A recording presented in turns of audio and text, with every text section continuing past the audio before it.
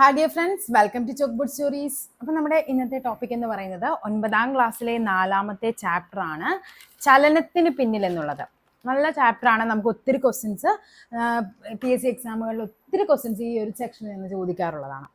Okay, അപ്പം എന്താണ് നമ്മുടെ ബോഡി മൂവ്മെൻറ്റും കാര്യങ്ങളും ഒക്കെ എന്താണെന്നൊക്കെ നമുക്ക് ഡീറ്റെയിൽ ആയിട്ട് ഈ ചാപ്റ്ററിൽ നമുക്ക് പഠിക്കാം. അപ്പോൾ ഇതിൽ നമുക്ക് പഠിക്കാനുള്ള ടോപ്പിക്കുകൾ എന്ന് പറയുന്നത് ഈ പറയുന്ന പേശി വൈവിധ്യം, അതേപോലെ തന്നെ എന്താണ് പേശികൾ, എന്താണ് അസ്ഥിവ്യവസ്ഥ, ചട്ടക്കൂടുകൾ, പേശിയും വ്യായാമവും, നമ്മുടെ തകരാറുകൾ, അതേപോലെ അസ്ഥി എങ്ങനെയാണ്, ആ അസ്ഥിയും പരിണാമവും, സസ്യചലനങ്ങൾ, ഇത്രയും ടോപ്പിക്കുകളാണ് നമുക്ക് ഈ ഒരു ചാപ്റ്ററിൽ നമുക്ക് പഠിക്കാനായിട്ടുള്ളത്. ഓക്കെ, അപ്പം നമുക്ക് നോക്കാം അസ്ഥി എന്തൊക്കെയാണ് നമ്മുടെ ചലനങ്ങൾ എന്നുള്ളത്. അതിൽ നമുക്ക് പഠിക്കാൻ ആവശ്യമായിട്ടുള്ളതേ ഇവിടെ തൊട്ടാണ് നമ്മുടെ ടോപ്പിക്ക് തുടങ്ങുന്നത്. നോക്കിക്കേ, ഇതെന്താണ്? നമ്മുടെ അമീബയാണ് അല്ലെ. അമീബയ്ക്ക് നമുക്കറിയാം അമീബയുടെ ചലനങ്ങളുണ്ട് അല്ലെ. അവർ കപടപാദം ചൂടെ പൊടിയൊക്കെ ഉപയോഗിച്ച് ചലിക്കുന്നുണ്ടെന്ന് നമുക്കറിയാം. ഇനി അതേപോലെ ഇതെന്താണ്? നമ്മുടെ മനുഷ്യരിലെ ശ്വാസകോശമാണ് തന്നിരിക്കുന്നത് അല്ലെ. ശ്വാസം അകത്തേക്ക് എടുക്കുകയും പുറത്തേക്ക് എടുക്കുകയും, അതും ഒരു ബോഡി മൂവ്മെന്റ് ആണ്. ഇനി ഇതെന്താണ്? സൂര്യപ്രകാശം വരുന്നിടത്തേക്ക് ചെടി ചലിക്കുന്നുണ്ട്. ഇതെന്താണ്? കടുവ എന്ത് ചെയ്യുന്നുണ്ട്? മാനിനെ പിടിക്കുന്നുണ്ട്. ഇവിടെ എല്ലാം സംഭവിക്കുന്നത് ഓരോരോ ബോഡി മൂവ്മെന്റ്സ് ആണ് അല്ലെ. ചലനങ്ങളെ പറ്റിയാണ് ഇവിടെ പറയുന്നത്. അപ്പൊ എന്തൊക്കെയാണെന്നുള്ളത് നമുക്ക് ഡീറ്റെയിൽ ആയിട്ട് നോക്കാം. ഇനി നോക്കിക്കേ, എന്താ പറയുന്നതെന്ന്. സൂക്ഷ്മജീവികളുടെ ചലനങ്ങൾ, ഇവിടെ നമുക്ക് ഇമ്പോർട്ടൻ്റ് ആയിട്ടുള്ള ടോപ്പിക്കാണിത്. ജീവലോകത്തെ ചലനങ്ങൾ എന്നുള്ളതിൽ നമുക്ക് ആദ്യം പറയുന്നത് സൂക്ഷ്മജീവികളാണ്. അപ്പം നമുക്കറിയാം ബാക്ടീരിയയിൽ ചലനത്തിന് സഹായിക്കുന്നവയാണ് പറയുന്നത് ഫ്ലജല്ലം എന്ന് പറയുന്നത്. എന്താണ്? ഈ പേരാണ് പഠിക്കേണ്ടത്. ബാക്ടീരിയ, ഫ്ലജല്ലം. അമീബയിൽ ചലനത്തിന് സഹായിക്കുന്നതാണ് എന്ത്? കപടപാദം. ബാക്ടീരിയ, ഫ്ലജല്ലം, അമീബ, കപടപാദം. പാരമീസിയം ആണെങ്കിലോ എന്താണ്? അത് സീലിയ എന്നുള്ളതാണ് പാരമീസിയത്തിലുള്ളത്. ഇവിടെ പിക്ചർ വരുന്നുണ്ട്, അപ്പൊ കാണിച്ചു തരാം. നോക്കിക്കേ, എന്നിവ ഉപയോഗിച്ചുള്ള ചലനങ്ങളാണ് സൂക്ഷ്മജീവികളിലെ ചലനങ്ങൾ എന്ന് പറയുന്നത്. അപ്പൊ എന്തൊക്കെയാണ് നമുക്ക് പഠിക്കേണ്ടത്? ബാക്ടീരിയ, ഫ്ലജല്ലം, പാരമീസിയം, സീലിയ, അമീബ, കപടപാദം. കേട്ടോ. ഇനി നെക്സ്റ്റ് ആണ് പറയുന്നത് ജന്തുക്കളിലെ ചലനം. ജന്തുക്കളിൽ നമുക്കറിയാം നമ്മുടെ ശരീരത്തിൽ പല പല ചലനങ്ങളുണ്ടാകും. നമ്മൾ ഓടുന്നു, ചാടുന്നു, നടക്കുന്നു, ഇതൊന്നും മാത്രമല്ല ചലനം എന്ന് പറയുന്നത്. നമ്മുടെ ശരീരത്തിനുള്ളിൽ പുംബീജങ്ങൾ ചലിക്കുന്നത് അതൊരു ചലനമാണ്. പെരിസ്റ്റാൾസിസ്, നമ്മുടെ വയറിനുള്ളിൽ നമുക്കറിയാം ചെറുകുടലിനുള്ളിലേക്ക് നമ്മുടെ ആമാശയത്തിലെ ആ ഒരു ബോഡി നമ്മൾ കഴിക്കുന്ന ഫുഡ് നമ്മുടെ ആ ഓരോ പാർട്സിലേക്കും പോകുന്ന പെരിസ്റ്റാൾസിസ് എന്ന് പറയുന്ന മൂവ്മെന്റ് ആണെന്നൊക്കെ നമ്മൾ ഇതിന് മുന്നത്തെ ചാപ്റ്ററിൽ പഠിക്കുന്നുണ്ട്. ഹൃദയമിടിപ്പ് അതൊരു ചലനമാണ്. രക്തം പമ്പ് ചെയ്യുന്നത് അതൊരു ചലനമാണ്. ഇതെല്ലാം നമ്മുടെ ശരീരത്തിന്റെ ചലനങ്ങളാണ്. നെക്സ്റ്റ് പറയുന്നതാണ് സസ്യങ്ങള് അല്ലെ. സഞ്ചരിക്കുന്നില്ലെങ്കിലും എന്ത് ചെയ്യുന്നുണ്ട്? സസ്യങ്ങൾ ചലിക്കുന്നുണ്ട്. എന്തൊക്കെയാണ്? വിത്ത് മുളക്കുന്നത് ഒരു ചലനമാണ് അല്ലെ. നമുക്കറിയാം വിത്ത് ഇങ്ങനെ നമ്മൾ ഇട്ട് കഴിഞ്ഞാൽ അവിടെ നിന്ന് മുളച്ച് പുറത്തേക്ക് വരുന്നത് ചലനമാണ്. അതേപോലെ തന്നെ ഇപ്പോൾ ഇവിടെ നമുക്ക് നല്ല വെയിൽ കിട്ടുവാണ്, നമ്മൾ ഇവിടെ ഒരു ചെടി കൊണ്ട് വെച്ച് കഴിഞ്ഞാൽ അത് വെയിലിനനുസരിച്ച് എന്ത് ചെയ്യുന്നുണ്ട്? ഇത് വളഞ്ഞ് വളരും, അതൊരു ചലനമാണ്. ഇതെല്ലാം എന്താണ്? ചലനങ്ങൾ, സസ്യങ്ങളുടെ ചലനങ്ങൾക്ക് ഉദാഹരണങ്ങളാണ്. പിന്നെ പറയുന്നതാണ് പൊതുവായ കുറേ ചലനങ്ങളുണ്ട്. എന്തൊക്കെയാണ്? ഓസ്മോസിസ്, ഇതെല്ലാം നമ്മൾ കഴിഞ്ഞ ചാപ്റ്ററിൽ പഠിച്ചിട്ടുണ്ട്. എന്താണ്? ഒരു പെർമിയബിൾ മെംബ്രെയിനിലൂടെ അങ്ങോട്ടും ഇങ്ങോട്ടും. പിന്നെ ഡിഫ്യൂഷൻ, ആക്റ്റീവ് ട്രാൻസ്പോർട്ട്, ഗാഢത കൂടിയെടുത്ത് നിന്ന് കുറഞ്ഞിടത്തേക്കാണ് സാധാരണ പോകുന്നത്. ഇവിടെ എന്താണ്? നേരെ തിരിച്ചു വരുന്നത്. ഇനി അതേപോലെ തന്നെ പദാർത്ഥ കണികകളുടെ സഞ്ചാരം, വാതക സംവഹനം, പോഷകങ്ങളുടെ സംവഹനം, ഇതെല്ലാം എന്ന് പറയുന്നത് എന്താണ്? പൊതുവായിട്ടുണ്ടാകുന്ന കുറേ ചലനങ്ങളാണ്. ഓക്കെ, അപ്പൊ നമുക്ക് ആദ്യമേ പഠിക്കേണ്ടത്, ഇവിടെ പഠിക്കേണ്ട പോയിന്റുകൾ എന്ന് പറയുന്നത് ഇത്രയാണ്. ബാക്ടീരിയൽ ഫ്ലജല്ലമാണ്. ചിലപ്പോൾ ക്വസ്റ്റ്യൻ ചോദിക്കുന്ന ഇങ്ങനെയായിരിക്കാം. താഴെ തന്നിരിക്കുന്നവയിൽ ബാക്ടീരിയയുടെ ചലനത്തിന് സഹായിക്കുന്ന വസ്തു ഏത്? കപടപാദം, സീലിയ, ഫ്ലജല്ലം എന്നൊക്കെ പറഞ്ഞു തരാം. എന്താണ്? അപ്പൊ ബാക്ടീരിയ ആണെങ്കിൽ അത് ഫ്ലജല്ലയാണ്. അമീബയാണെങ്കിൽ അത് എന്താണ്? നമ്മുടെ കപടപാദമാണ്. പാരമീസിയം ആണെങ്കിൽ സീലിയാണ്. ഹൈഡ്രയിൽ പഠിക്കാനുണ്ട്. ഹൈഡ്രയിലുള്ളത് ടെൻഡ്രിക്കിളാണ്. ഹൈഡ്രയിലാണെങ്കിൽ ടെൻഡ്രിക്കിൾ എന്ന് പറയുന്ന ഒരു വസ്തുവാണ്. ഹൈഡ്രയുടെ ചലനത്തിന് സഹായിക്കും. നമ്മളിങ്ങനെ അറിയാം, ഹൈഡ്രയിൽ ഇതിങ്ങനെ ഇതുപോലെ ഉണ്ടാകും. ഇതിങ്ങനെ പോയി ഇവിടെ പ്ലസ് ചെയ്ത് പിന്നെ അങ്ങനെയാ ഹൈഡ്ര മൂവ് ചെയ്യുന്നത്. അപ്പൊ അതിനെ പറയുന്നതാണ് ടെൻഡ്രിക്കിൾ എന്ന് പറയുന്നത്. ഓക്കെ ഉണ്ടോ? പാരമീസിയം, ഇതാണ് പാരമീസിയം. പാരമീസിയത്തിൽ എന്താണെന്നാണ് നമ്മൾ പറഞ്ഞത്? ഈ സാധനത്തിനെയാണ് നമ്മൾ എന്ത് പറയുന്നത്? പാരമീസിയത്തിൽ ചലനത്തിന് സഹായിക്കുന്നതാണ് സീലിയ. യൂഗ്ലീനയാണെങ്കിലോ, യൂഗ്ലീനയിൽ നമ്മൾ പറഞ്ഞു എന്താണ്? യൂഗ്ലീന ഫ്ലജല്ലമാണ് എന്ത്? യൂഗ്ലീനയിൽ സഹായിക്കുന്നത്. മത്സ്യങ്ങൾക്കാണെങ്കിൽ എന്താണ്? ഫിൻ ആൻഡ് ടെയിൽ അല്ലെ. ചിറകുണ്ട്, അതേപോലെ തന്നെ ചിറകും അതേപോലെ അവരുടെ വാലുകളുമാണ് സഹായിക്കുന്നത്. തവളയിലാണെങ്കിലോ, തവളയിലെ സഹായിക്കുന്ന വസ്തു ഏതാണ്? കയ്യും കാലും അല്ലെ. ലിംസ് എന്ന് പറയും. കൈയും കാലുകളുമാണ് തവളയ്ക്ക് എന്ത് ചെയ്യുന്നത്? കൈ കാലുകളാണ് തവളയ്ക്ക് ചലനത്തിന് സഹായിക്കുന്നത്. തിമിംഗലത്തിലും എന്താണ്? തിമിംഗലത്തിന് ഈ പറയുന്നത് തുഴ എന്ന് പറയും കേട്ടോ. തുഴ, അതേപോലെ തന്നെ വാൽ, ഇതൊക്കെയാണ് തിമിംഗലത്തിന് സഹായിക്കുന്നത്. പക്ഷികൾക്കാണെങ്കിലോ അവരുടെ സഹായിക്കുന്നത് ചിറകുണ്ട്, അതേപോലെ തന്നെ എന്തുണ്ട്? അവർക്ക് കാലുകളുമുണ്ട് അല്ലെ. ഇതൊക്കെയാണ് സ്വാഭാവികമായിട്ട് നമുക്ക് തന്നിരിക്കുന്നതിൽ ഇവയുടെയൊക്കെ ചലന ഉപാധി എന്ന് പറയുന്നത്. അപ്പൊ ഇവിടെ എക്സ്ട്രാ പറയുന്ന ഒരു സാധനമാണ് ഹൈഡ്ര. ഹൈഡ്രയുടെ ചലന ഉപാധിയുടെ പേരാണ് എന്ത്? ടെൻട്രിക്കിൾസ്. എന്താണ്? ടെൻട്രിക്കിൾ. ഇത് പഠിക്കുക, ബാക്കിയെല്ലാം ടെക്സ്റ്റിൽ ഓൾറെഡി തന്നതാണ്. ടെൻട്രിക്കിൾ. ഓക്കെ ആണല്ലോ. നെക്സ്റ്റ് നോക്കാം, ശരീരചലനങ്ങൾ. അപ്പൊ നമ്മൾ പറഞ്ഞു മനുഷ്യനിൽ പലതരത്തിലുള്ള ചലനങ്ങളുണ്ട്. ഇതിൽ മനുഷ്യനിലെ ചലനമാണ് നമ്മൾ പറയാൻ വേണ്ടി പോകുന്നത് കേട്ടോ.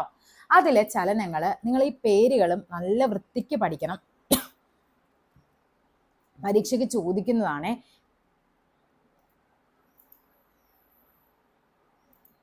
ഓക്കെ, അപ്പൊ ഇതെങ്ങനെയാണ് ശരീരത്തിലെ ചലനങ്ങൾ? ആദ്യം പറയുന്നത് കോശദ്രവ്യ ചലനമാണ്. അതായത് നമ്മുടെ ശരീരത്തിൽ നമ്മൾ കഴിക്കുന്ന ഭക്ഷണ പദാർത്ഥങ്ങൾ എന്തും ആയിക്കോട്ടെ, നമുക്കറിയാം അതെന്തുണ്ട്, ഒരു സെല്ലിൻ്റെ ഉള്ളിൽ ഒരു ന്യൂക്ലിയസ് ഉണ്ട്, അതിൻ്റെ ഉള്ളിൽ എന്ത് ചെയ്യുന്നുണ്ട്? ഇതിനെ അങ്ങോട്ടും ഇങ്ങോട്ടും ഒക്കെ ട്രാൻസ്പോർട്ട് ചെയ്യുന്നുണ്ട്.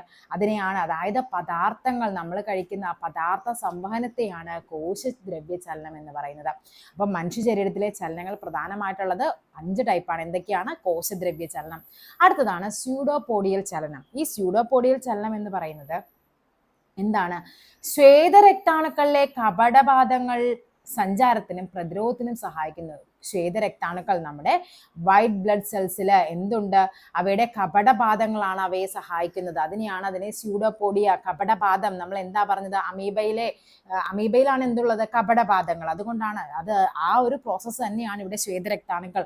അതായത് ശ്വേതരക്താണുക്കളിൽ നമുക്കറിയാം മോണോസൈറ്റ്, ന്യൂട്രോഫിലൊക്കെ എന്താണ് ചെയ്യുന്നത്? വിഴുങ്ങി നശിപ്പിക്കും. അതായത് ഇപ്പൊ ഇവിടെ നമ്മുടെ ഇത് ശ്വേതരക്താണു ആണ് എങ്കിൽ ഇവിടെ നമ്മൾ എന്ത് ചെയ്യുന്നുണ്ട്? ഒരു വൈറസ് അല്ലെങ്കിൽ എന്താണ് നമ്മുടെ ശരീരത്തെ ആക്രമിക്കാൻ വന്ന ഒരു സംഭവം അവിടെ വന്നു. ഇത് സ്വാഭാവികമായിട്ടും എന്ത് ചെയ്യും? ഇതിങ്ങനെ വന്നിട്ട് ഇതിനെ അങ്ങ് ഉള്ളിലോട്ട് അങ്ങാക്കും.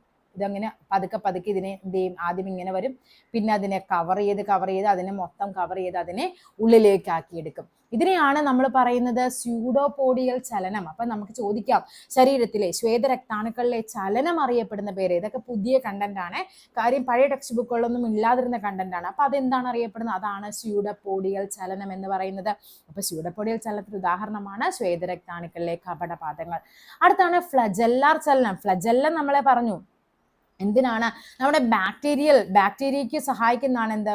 നമ്മുടെ ഇത് കണ്ട യൂഗ്ലീന കണ്ടോ? ഇതിനെയാണ് നമ്മൾ ഫ്ലജെല്ലം എന്ന് പറയുന്നത്. ഈ നീളത്തിൽ കാണുന്ന സാധനത്തിനെയാണ് നമ്മൾ ഫ്ലജെല്ലം എന്ന് പറയുന്നത്. ഇത് ഉപയോഗിച്ചാണ് ഇവ ചലിക്കുന്നത്, യൂഗ്ലീനി, അതായത് ബാക്ടീരിയകളിലൊക്കെ കാണുന്നത്.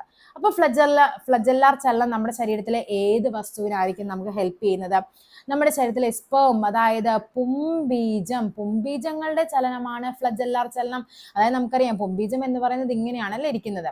ഇതിനെ ഈ ഒരു വാൽ ഉപയോഗിച്ചാണ് ഈ പുംബീജം സഞ്ചരിക്കുന്നത്.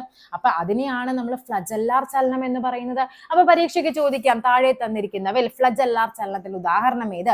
അല്ലെങ്കിൽ പുംബീജത്തിന്റെ ചലനം അറിയപ്പെടുന്നത് എങ്ങനെയാണ്? സീലിയറി ചലനം, പേശി ചലനം, സ്യൂഡോപോഡിയൽ ചലനം, ഫ്ലജെല്ലാർ ചലനം എന്നൊക്കെ തരാം. അപ്പൊ എന്താണ് ഫ്ലജെല്ലാർ ചലനം എന്ന് പറയുന്നത്? ബാക്ടീരിയ, യൂഗ്ലീനയൊക്കെ പോലെ അവരുടെ എന്താണ് ആ ഒരു വാല് പോലത്തെ സംഭവം, അതായത് പുംബീജം, സ്പേമിന്റെ ചലനമാണ് ഫ്ലജെല്ലാർ ചലനം. നെക്സ്റ്റ് ആണ് സീലിയറി ചലനം. അതായത് എന്താണ്? നമ്മുടെ ഓവമില്ലേ, ഓവം, അതായത് നമ്മുടെ ഫെലോപ്പിയൻ ട്യൂബില് നമ്മളിപ്പോൾ ഫെലോപ്പിയൻ ട്യൂബ് ഇങ്ങനെയാണ് എങ്കിൽ അതിൻ്റെ അകത്ത് ഇങ്ങനെ കുറേ സീലിയറി, നമ്മൾ സീലിയ കണ്ടില്ലേ? ഇവിടെ നമ്മൾ പാരമീസിയത്തിന് സീലിയ കണ്ടില്ലേ? ഇതേപോലെ നമ്മുടെ ഫെലോപ്പിയൻ ട്യൂബിലും എന്തുണ്ട്? ഈ പറയുന്ന സീലിയർ ഒത്തിരി സീലിയാസ് ഉണ്ട്. ഇങ്ങനെ എന്ത് ചെയ്യും? ഈ ഓവത്തിന് കയ്യും കാലൊന്നും ഇല്ല. നമ്മൾ ഇവിടെ പറഞ്ഞു പുംബീജത്തിന് എന്തുണ്ട്? ഒരു വാലുണ്ട്. ആ വാല് കുത്തിയാണ് അവ സഞ്ചരിക്കുന്നതെന്ന് പറഞ്ഞു. ആ വാലിന്റെ ഹെൽപ്പോട് കൂടിയാണ്. ഓവം എന്ന് പറയുമ്പോൾ അതിനൊന്നുമില്ല. പക്ഷെ ഇതെന്ത് ചെയ്യും? ഇതിങ്ങനെ ഇവിടെ വന്നു കഴിഞ്ഞാൽ ഈ ഈ സീലി എന്ത് ചെയ്യും? ഇതിനെ അങ്ങ് മാറ്റി നിർത്തും. അപ്പൊ അത് അടുത്തടുത്തേക്ക് വരും. അങ്ങനെ ആ സീലിയയുടെ മോഷൻ, ആ ഒരു മൂവ്മെന്റ് കാരണമാണ് എന്താ നമ്മുടെ ഓവം സഞ്ചരിക്കുന്നത്. അപ്പൊ സീലിയറി ചലനത്തെ എന്താണ്? ഓവം, അതായത് ഫെലോപ്പിയൻ ട്യൂബിലെ സീലിയസ് ആണ് എന്ത് ചെയ്യുന്നത്? ഈ പറയുന്ന ഓവത്തിന്റെ മൂവ്മെന്റിന് ഹെൽപ്പ് ചെയ്യുന്നത്. നെക്സ്റ്റ് ആണ് പേശി ചലനം. എന്താണ് പേശി ചലനം? നമുക്ക് ഡീറ്റെയിൽ ആയിട്ട് പഠിക്കാനുണ്ട്. അപ്പൊ ഇവിടെ പഠിക്കേണ്ടത് ഇത്രയും കാര്യങ്ങളാണ്. ഒന്നാമത്തത് ശരീരത്തിലെ പ്രധാനപ്പെട്ട ചലനങ്ങളാണ് കോശദ്രവ്യ ചലനം, സ്യൂഡോപോഡിയൽ ചലനം WBC ആണ്, ശ്വേതരക്താണു, ഫ്ലജെല്ലാർ ചലനം പുംബീജമാണ്, സീലിയറി ചലനം ഓവം, ഫെലോപ്പിയൻ ട്യൂബില് ഓവം സഞ്ചരിക്കുന്നത്. നെക്സ്റ്റ് പേശി ചലനമാണ്. ഓക്കെ, ഇനി എന്ത് ചെയ്യാം, നമുക്ക് ഈ പേശി ചലനത്തെ നമുക്ക് ഡീറ്റെയിൽ ആയിട്ട് പഠിക്കാനുണ്ട്. നോക്കാം നമുക്ക്. കണ്ടോ, ആദ്യം പറയുന്നത് പേശി കലയെ പറ്റിയാണ്. എന്താണ് പേശി കല എന്ന് പറയുന്നത്? നമ്മുടെ ശരീരചലനങ്ങൾക്ക് കാരണമാകുന്ന സവിശേഷ കലകൾ അറിയപ്പെടുന്നതാണ് എന്താ, പേശികൾ എന്നറിയപ്പെടുന്നത് അല്ലെ. ഈ ശരീരത്തിൽ എന്താണ് കുറെ ടൈപ്പ് പേശികളുണ്ട്, നമുക്ക് പഠിക്കാനുണ്ട്. വിവിധ തരത്തിൽ നമുക്ക് ഹൃദയപേശി, മിനുസപേശി എന്നൊക്കെ പറഞ്ഞ് നമുക്ക് പഠിക്കാനുണ്ട്. അത് നമുക്ക് നോക്കാം. ഇവ പേശി കോശങ്ങൾ കൊണ്ടാണ് നിർമ്മിച്ചിരിക്കുന്നത്. പേശി കോശങ്ങളിൽ മർമ്മവും മിക്ക കോശാംഗങ്ങളും കാണപ്പെടുന്നു. ഓക്കെ, എന്നാൽ മറ്റു കോശങ്ങളിൽ നിന്ന് വ്യത്യസ്തമായി ആക്റ്റിൻ ആൻഡ് മയോസിൻ എന്നിങ്ങനെ അതിസൂക്ഷ്മമായ പ്രോട്ടീൻ തന്തുക്കൾ ഇവയിൽ കാണപ്പെടുന്നുണ്ട്. അപ്പൊ പേശി കോശങ്ങളിൽ കാണപ്പെടുന്ന രണ്ട് വസ്തുക്കളാണ് എന്തൊക്കെ, ആക്റ്റിനുമുണ്ട് മയോസിനുമുണ്ട്. ഈ തന്തുക്കളുടെ പ്രവർത്തനം മൂലമാണ് പേശികൾ സങ്കോചിക്കുകയും പൂർവ്വസ്ഥിതി പ്രാപിക്കുകയും ചെയ്യുന്നത്. അപ്പൊ എന്തൊക്കെയാണ് പേശി കലകളിൽ കാണപ്പെടുന്ന അതിസൂക്ഷ്മമായ പ്രോട്ടീൻ തന്തുക്കളുടെ പേരാണെന്ത്, ആക്റ്റിൻ ആൻഡ് മയോസിൻ. ആക്റ്റിനും മയോസിനും ഇവയുടെ ചലനം മൂലമാണ് എന്ത്, നമ്മുടെ പേശികൾ മൂവ്മെന്റ് സംഭവിക്കുന്നത്. കണ്ടോ, ഈ ഒരു സിലിണ്ടറിക്കൽ ആകൃതിയിൽ കാണപ്പെടുന്നതിനെയാണ് മയോസിൻ എന്ന് പറയുന്നത്. ഇങ്ങനെ ഗ്രില്ല് പോലെ കാണപ്പെടുന്നതാണ് ആക്റ്റിൻ. ഇവ എന്ത് ചെയ്യുന്നുണ്ട്, ഈ ആക്റ്റിൻ ഇങ്ങോട്ടേക്കും ഇതിങ്ങനെ മൂവ് ചെയ്യുമ്പോഴേക്കും സ്വാഭാവികമായിട്ടും കണ്ടോ, ഇത് ഇങ്ങോട്ടേക്ക് വരുമ്പോഴേക്കും അത് എന്ത് ചെയ്യുന്നുണ്ട്, അത് കൺട്രാക്ട് ചെയ്യുന്നുണ്ട്, സങ്കോചിക്കുന്നുണ്ട് അല്ലെ. അങ്ങനെയാണ് പേശികൾ വികസിക്കുകയും സങ്കോചിക്കുകയും ചെയ്യുന്നത്. ഈ ആക്റ്റിൻ പുറകോട്ട് പോകുമ്പോഴേക്കും സ്വാഭാവികമായിട്ടും ആ പേശി എന്ത് ചെയ്യുന്നുണ്ട്, വലിയുന്നുണ്ട് അല്ലെ, വികസിച്ച് വരും. ഇപ്പൊ നമ്മുടെ കൈയുടെ നമുക്കറിയാം മസിൽ നമുക്കറിയാം, കൈയുടെ മുകൾ ഭാഗം ഉണ്ട്, ഒരു താഴ്ഭാഗം ഉണ്ട് അല്ലെ. നമ്മുടെ ശരീരത്തോട് ചേർന്ന് കാണുന്നതാണ് താഴ്ഭാഗം എന്ന് പറയുന്നത്, മറ്റേത് മുകൾ ഭാഗവും. അവിടെയും എന്ത് സംഭവിക്കുന്നുണ്ട്, നമ്മൾ കൈ മടക്കുകയും നിവർത്തുകയും ചെയ്യുമ്പോൾ അവിടെ എന്താണ് പ്രവർത്തിക്കുന്നത്, ഈ പറയുന്ന ആക്റ്റിന്റെയും മയോസിന്റെയും പ്രവർത്തനം മൂലമാണ്. അപ്പൊ എന്താണ്, പേശികളിൽ കാണപ്പെടുന്ന പ്രോട്ടീൻ തന്തുക്കളുടെ പേരാണ് എന്ത്, ആക്റ്റിനും മയോസിനും. അവിടുത്തെ ആ പ്രോട്ടീൻ തന്തു, ആ ഒരു പേരാണ് നിങ്ങൾ പഠിക്കേണ്ടത്. ചോദിക്കുന്ന അങ്ങനെ തന്നെ ആയിരിക്കാം, പേശികളിൽ കാണപ്പെടുന്ന അതിസൂക്ഷ്മങ്ങളായ പ്രോട്ടീൻ തന്തുക്കളുടെ പേരെന്ത്, എന്താണ്, ആക്റ്റിൻ ആൻഡ് മയോസിൻ. ഓക്കെ, ഇനി നമുക്ക് നോക്കാം വിവിധ തരം പേശികളെ പറ്റിയാണ് പറയുന്നത്. അതിൽ ഒന്നാമത്തതാണ് അസ്ഥിപേശി എന്ന് പറയുന്നത്.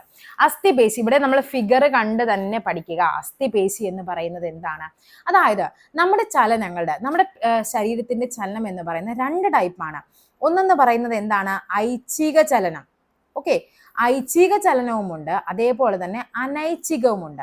എന്താണ് ഐച്ഛിക ചലനം അഥവാ വോളണ്ടറിയും ഇൻവോളണ്ടറി എന്ന് പറയും. ഓക്കെ, ഐച്ഛിക ചലനം എന്ന് പറഞ്ഞാൽ എന്താണ്, എൻ്റെ ഇഷ്ടപ്രകാരം, എനിക്ക് എൻ്റെ ഇഷ്ടപ്രകാരമാണ് ഞാൻ എന്ത് ചെയ്യുന്നത്, അതിനെ മൂവ് ചെയ്യുന്നത്. ഇപ്പൊ ഞാൻ ഓടുന്നു, ഞാൻ കൈയിട്ട് അനക്കുന്നു, ഞാൻ എഴുതുന്നു, ഇതെല്ലാം എന്താണ്, എൻ്റെ ഇഷ്ടപ്രകാരമാണ്, നമ്മുടെ ഇച്ഛയ്ക്കനുസരിച്ച് നടക്കുന്നതാണ് ഐച്ഛികം. അപ്പൊ ഐച്ഛിക പേശിയാണ് എന്ത്, അസ്ഥിപേശി എന്ന് പറയുന്നത്, ഐച്ഛിക പേശിയാണ്. ഇനി മറ്റു പേശികളാണ് മൃദുല. അപ്പൊ ഐച്ഛിക പേശിക്ക് ഉദാഹരണമാണ് എന്ത്, നമ്മുടെ അസ്ഥിപേശി.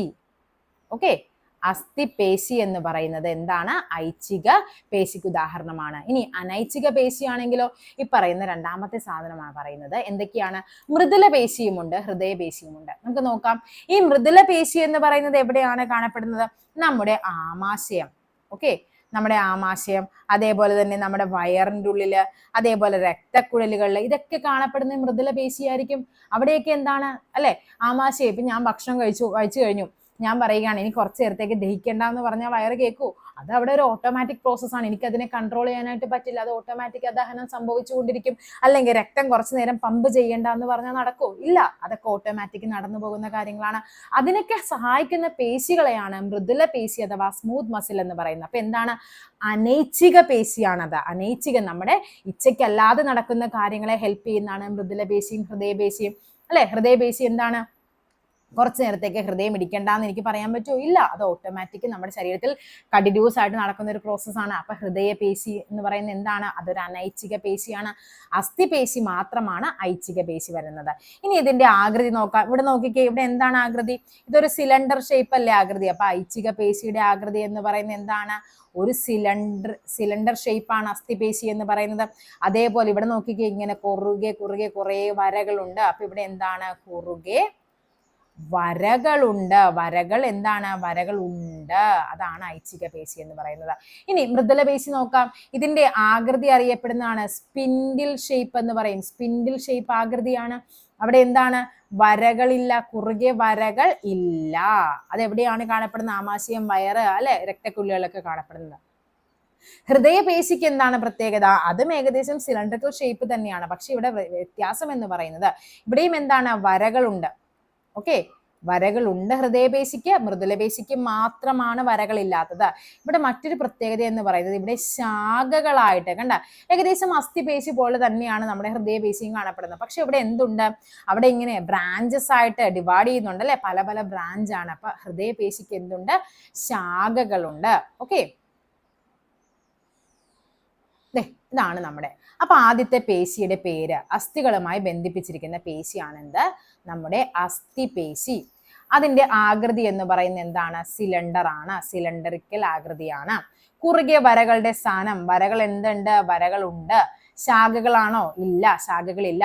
നമ്മുടെ ആഗ്രഹത്തിനനുസരിച്ചാണോ പേശികൾ നിയന്ത്രിക്കുന്നത്? അതെ, അല്ലെ, നമ്മുടെ ഇച്ഛയ്ക്കനുസരിച്ചാണ് അസ്ഥിപേശി. ഇനി അടുത്തേതാണ്, പൊള്ളയായ ആന്തരാവയവങ്ങളിലെ പേശിയാണ് എന്ത്, മൃദുല പേശി. മൃദുല പേശി എന്ന് പറയുന്നത് അഥവാ സ്മൂത്ത് മസിൽസ് അല്ലെ.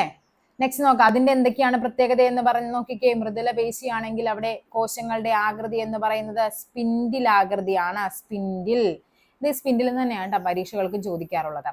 കുറുകെ വരകൾ, ഇവിടെ എന്താണ്, വരകളില്ല അല്ലെ. ഇതിന് വരകളില്ല. ശാഖകളുണ്ടോ മൃദുലപേശിക്ക്? അവിടെ ശാഖകളുമില്ല. ഇവിടെ എന്താണ്, ആഗ്രഹത്തിനനുസരിച്ചാണോ? അല്ല, ഇത് അനൈച്ഛിക പേശിയാണ് അല്ലെ, അനൈച്ഛികമാണ്, നമ്മുടെ ഇച്ഛയ്ക്ക് അനുസരിച്ചാണ്, അല്ല. അടുത്ത ഹൃദയപേശി, ഹൃദയഭിത്തിയിലെ പേശികളാണെന്ത്, ഹൃദയപേശി എന്നറിയപ്പെടുന്നത്. അതിന്റെ ആകൃതി എന്താണ്, അതും സിലിണ്ടറിക്കൽ ഷേപ്പാണ്. കുറുകെ വരകളുണ്ട്, ശാഖകളുണ്ട്. ആഗ്രഹത്തിനനുസരിച്ചാണോ? അല്ല. ഇതാണ് നമുക്ക് പഠിക്കാനുള്ളത്. ഈ ഒരു ബോക്സ് പഠിച്ചാൽ നമ്മുടെ ആ ഒരു 3 പേശികളും എന്തൊക്കെയാണെന്നുള്ളത് കഴിഞ്ഞ ടെക്സ്റ്റ് ബുക്കിൽ നല്ല വൃത്തിക്ക് ഒരു ബോക്സ് ആക്കി കൊടുത്തിട്ടുണ്ടായിരുന്നു. അത് നമ്മൾ നമ്മുടെ ബയോളജിയുടെ question paper full 2024 question paper ചെയ്യുമ്പോഴേക്കും ഞാൻ ആ ഫിഗർ ഇട്ടിട്ടുണ്ട്. ഓക്കെ, അപ്പൊ നോക്കിക്കേ, അപ്പൊ മനസ്സിലായില്ലേ? അപ്പൊ എന്താണ്, നമ്മുടെ ആഗ്രഹത്തിനനുസരിച്ച് നിയന്ത്രിക്കാൻ കഴിയുന്നവയാണ് ഐച്ഛിക പേശികൾ, നിയന്ത്രിക്കാൻ കഴിയാത്തവയാണ് അനൈച്ഛിക പേശികളാണ്. അപ്പൊ ഐച്ഛിക പേശിക്ക് ഉദാഹരണങ്ങളാണ് നമ്മുടെ കൈകളിലെ പേശി, അതേപോലെ കാലുകളിലേത്. ഓക്കെ, നമ്മുടെ വിരലുകളൊക്കെ എന്താണ്, ഐച്ഛിക പേശിയാണ്. അനൈച്ഛികമാണെങ്കിൽ പറഞ്ഞല്ലോ, അന്നനാളമുണ്ട്, അതേപോലെ സ്റ്റൊമക്ക്, പിന്നെ എന്ത് പറയാം, നമുക്ക് നമ്മുടെ ആമാശയം, അതേപോലെ രക്തക്കുഴല്, ഹോളോ ആയിട്ടുള്ള സ്ഥലങ്ങളിലെ എല്ലാ പേശികളും എന്തായിരിക്കും, കൂടുതലും അനൈച്ഛിക പേശിയാണ്. പിന്നെ വരുന്നത് ഹൃദയപേശിയാണ്. ഓക്കെ, ഇതൊക്കെയാണ് അനൈച്ഛിക പേശിക്ക് ഉദാഹരണം. ഇപ്പൊ ഇൻവോളണ്ടറി മസിൽസ്, നമ്മൾ ഇൻവോളണ്ടറി മൂവ്മെന്റും വോളണ്ടറി മൂവ്മെന്റും നമ്മൾ പഠിക്കുന്നുണ്ട്. അതേപോലെ തന്നെയാണ് അതിന് ഹെൽപ്പ് ചെയ്യുന്നവയാണ് എന്താ, വോളണ്ടറി മസിൽസും ഇൻവോളണ്ടറി. നമ്മൾ ബ്രെയിനൊക്കെ പഠിക്കുന്നുണ്ട്, നമ്മുടെ ഇച്ഛയ്ക്ക് അനുസരിച്ച് നടക്കുന്നത് സെറിബ്രം, തലാമസ്, സെറിബെല്ലം ഒക്കെ പഠിക്കുമ്പോൾ നമ്മൾ പറയുന്നുണ്ട് അല്ലെ, നമ്മുടെ ആഗ്രഹങ്ങൾക്കും നമ്മുടെ ഇച്ഛയ്ക്ക് അനുസരിച്ച് കൺട്രോൾ ചെയ്യുന്നത്. അതേപോലെ തന്നെയാണ് പേശികൾ, നമ്മുടെ ഇച്ഛയ്ക്ക് അനുസരിച്ചാണെങ്കിൽ അത് ഐച്ഛികവും, നമ്മുടെ ആഗ്രഹമല്ലാത്താണെങ്കിൽ അത് അനൈച്ഛികവുമാണ്. ഇനിയാണ് നോക്കിക്കേ, ടെൻഡനുകൾ. എന്താണ് ടെൻഡൻ എന്ന് പറഞ്ഞാൽ? ടെൻഡൻ എന്ന് പറയുന്നത് നമ്മുടെ അസ്ഥി, പരീക്ഷയ്ക്ക് ചോദിച്ചിട്ടുള്ളതാണ്. അസ്ഥിയും പേശിയും തമ്മിൽ കണക്ട് ചെയ്യുന്ന ആ ഒരു ഇതിനെ പറയുന്ന പേരാണ് ടെൻഡൻ എന്ന് പറയുന്നത്. കണ്ടാ, പേശികളെ അസ്ഥിയുമായി ബന്ധിപ്പിച്ചിരിക്കുന്ന ഭാഗമാണ് എന്ത്, ടെൻഡൻ. ഓക്കെ, ഇനി എന്താണ്, നമുക്ക് 2 ടൈപ്പ് നോക്കിക്കേ, കൈയുടെ മൂവ്മെന്റാ പറയുന്നത്. ഒന്ന് മടക്കൽ പേശി, ഫ്ലെക്സർ മസിലും ഉണ്ട്, എക്സ്റ്റൻസർ മസിലും ഉണ്ട്, നിവർത്തൽ പേശിയുമുണ്ട്. നമുക്കറിയാം, നമ്മൾ കൈ ഇങ്ങനെ മടക്കുമ്പോൾ നമുക്കറിയാം ഇവിടെ എന്ത് സംഭവിക്കും.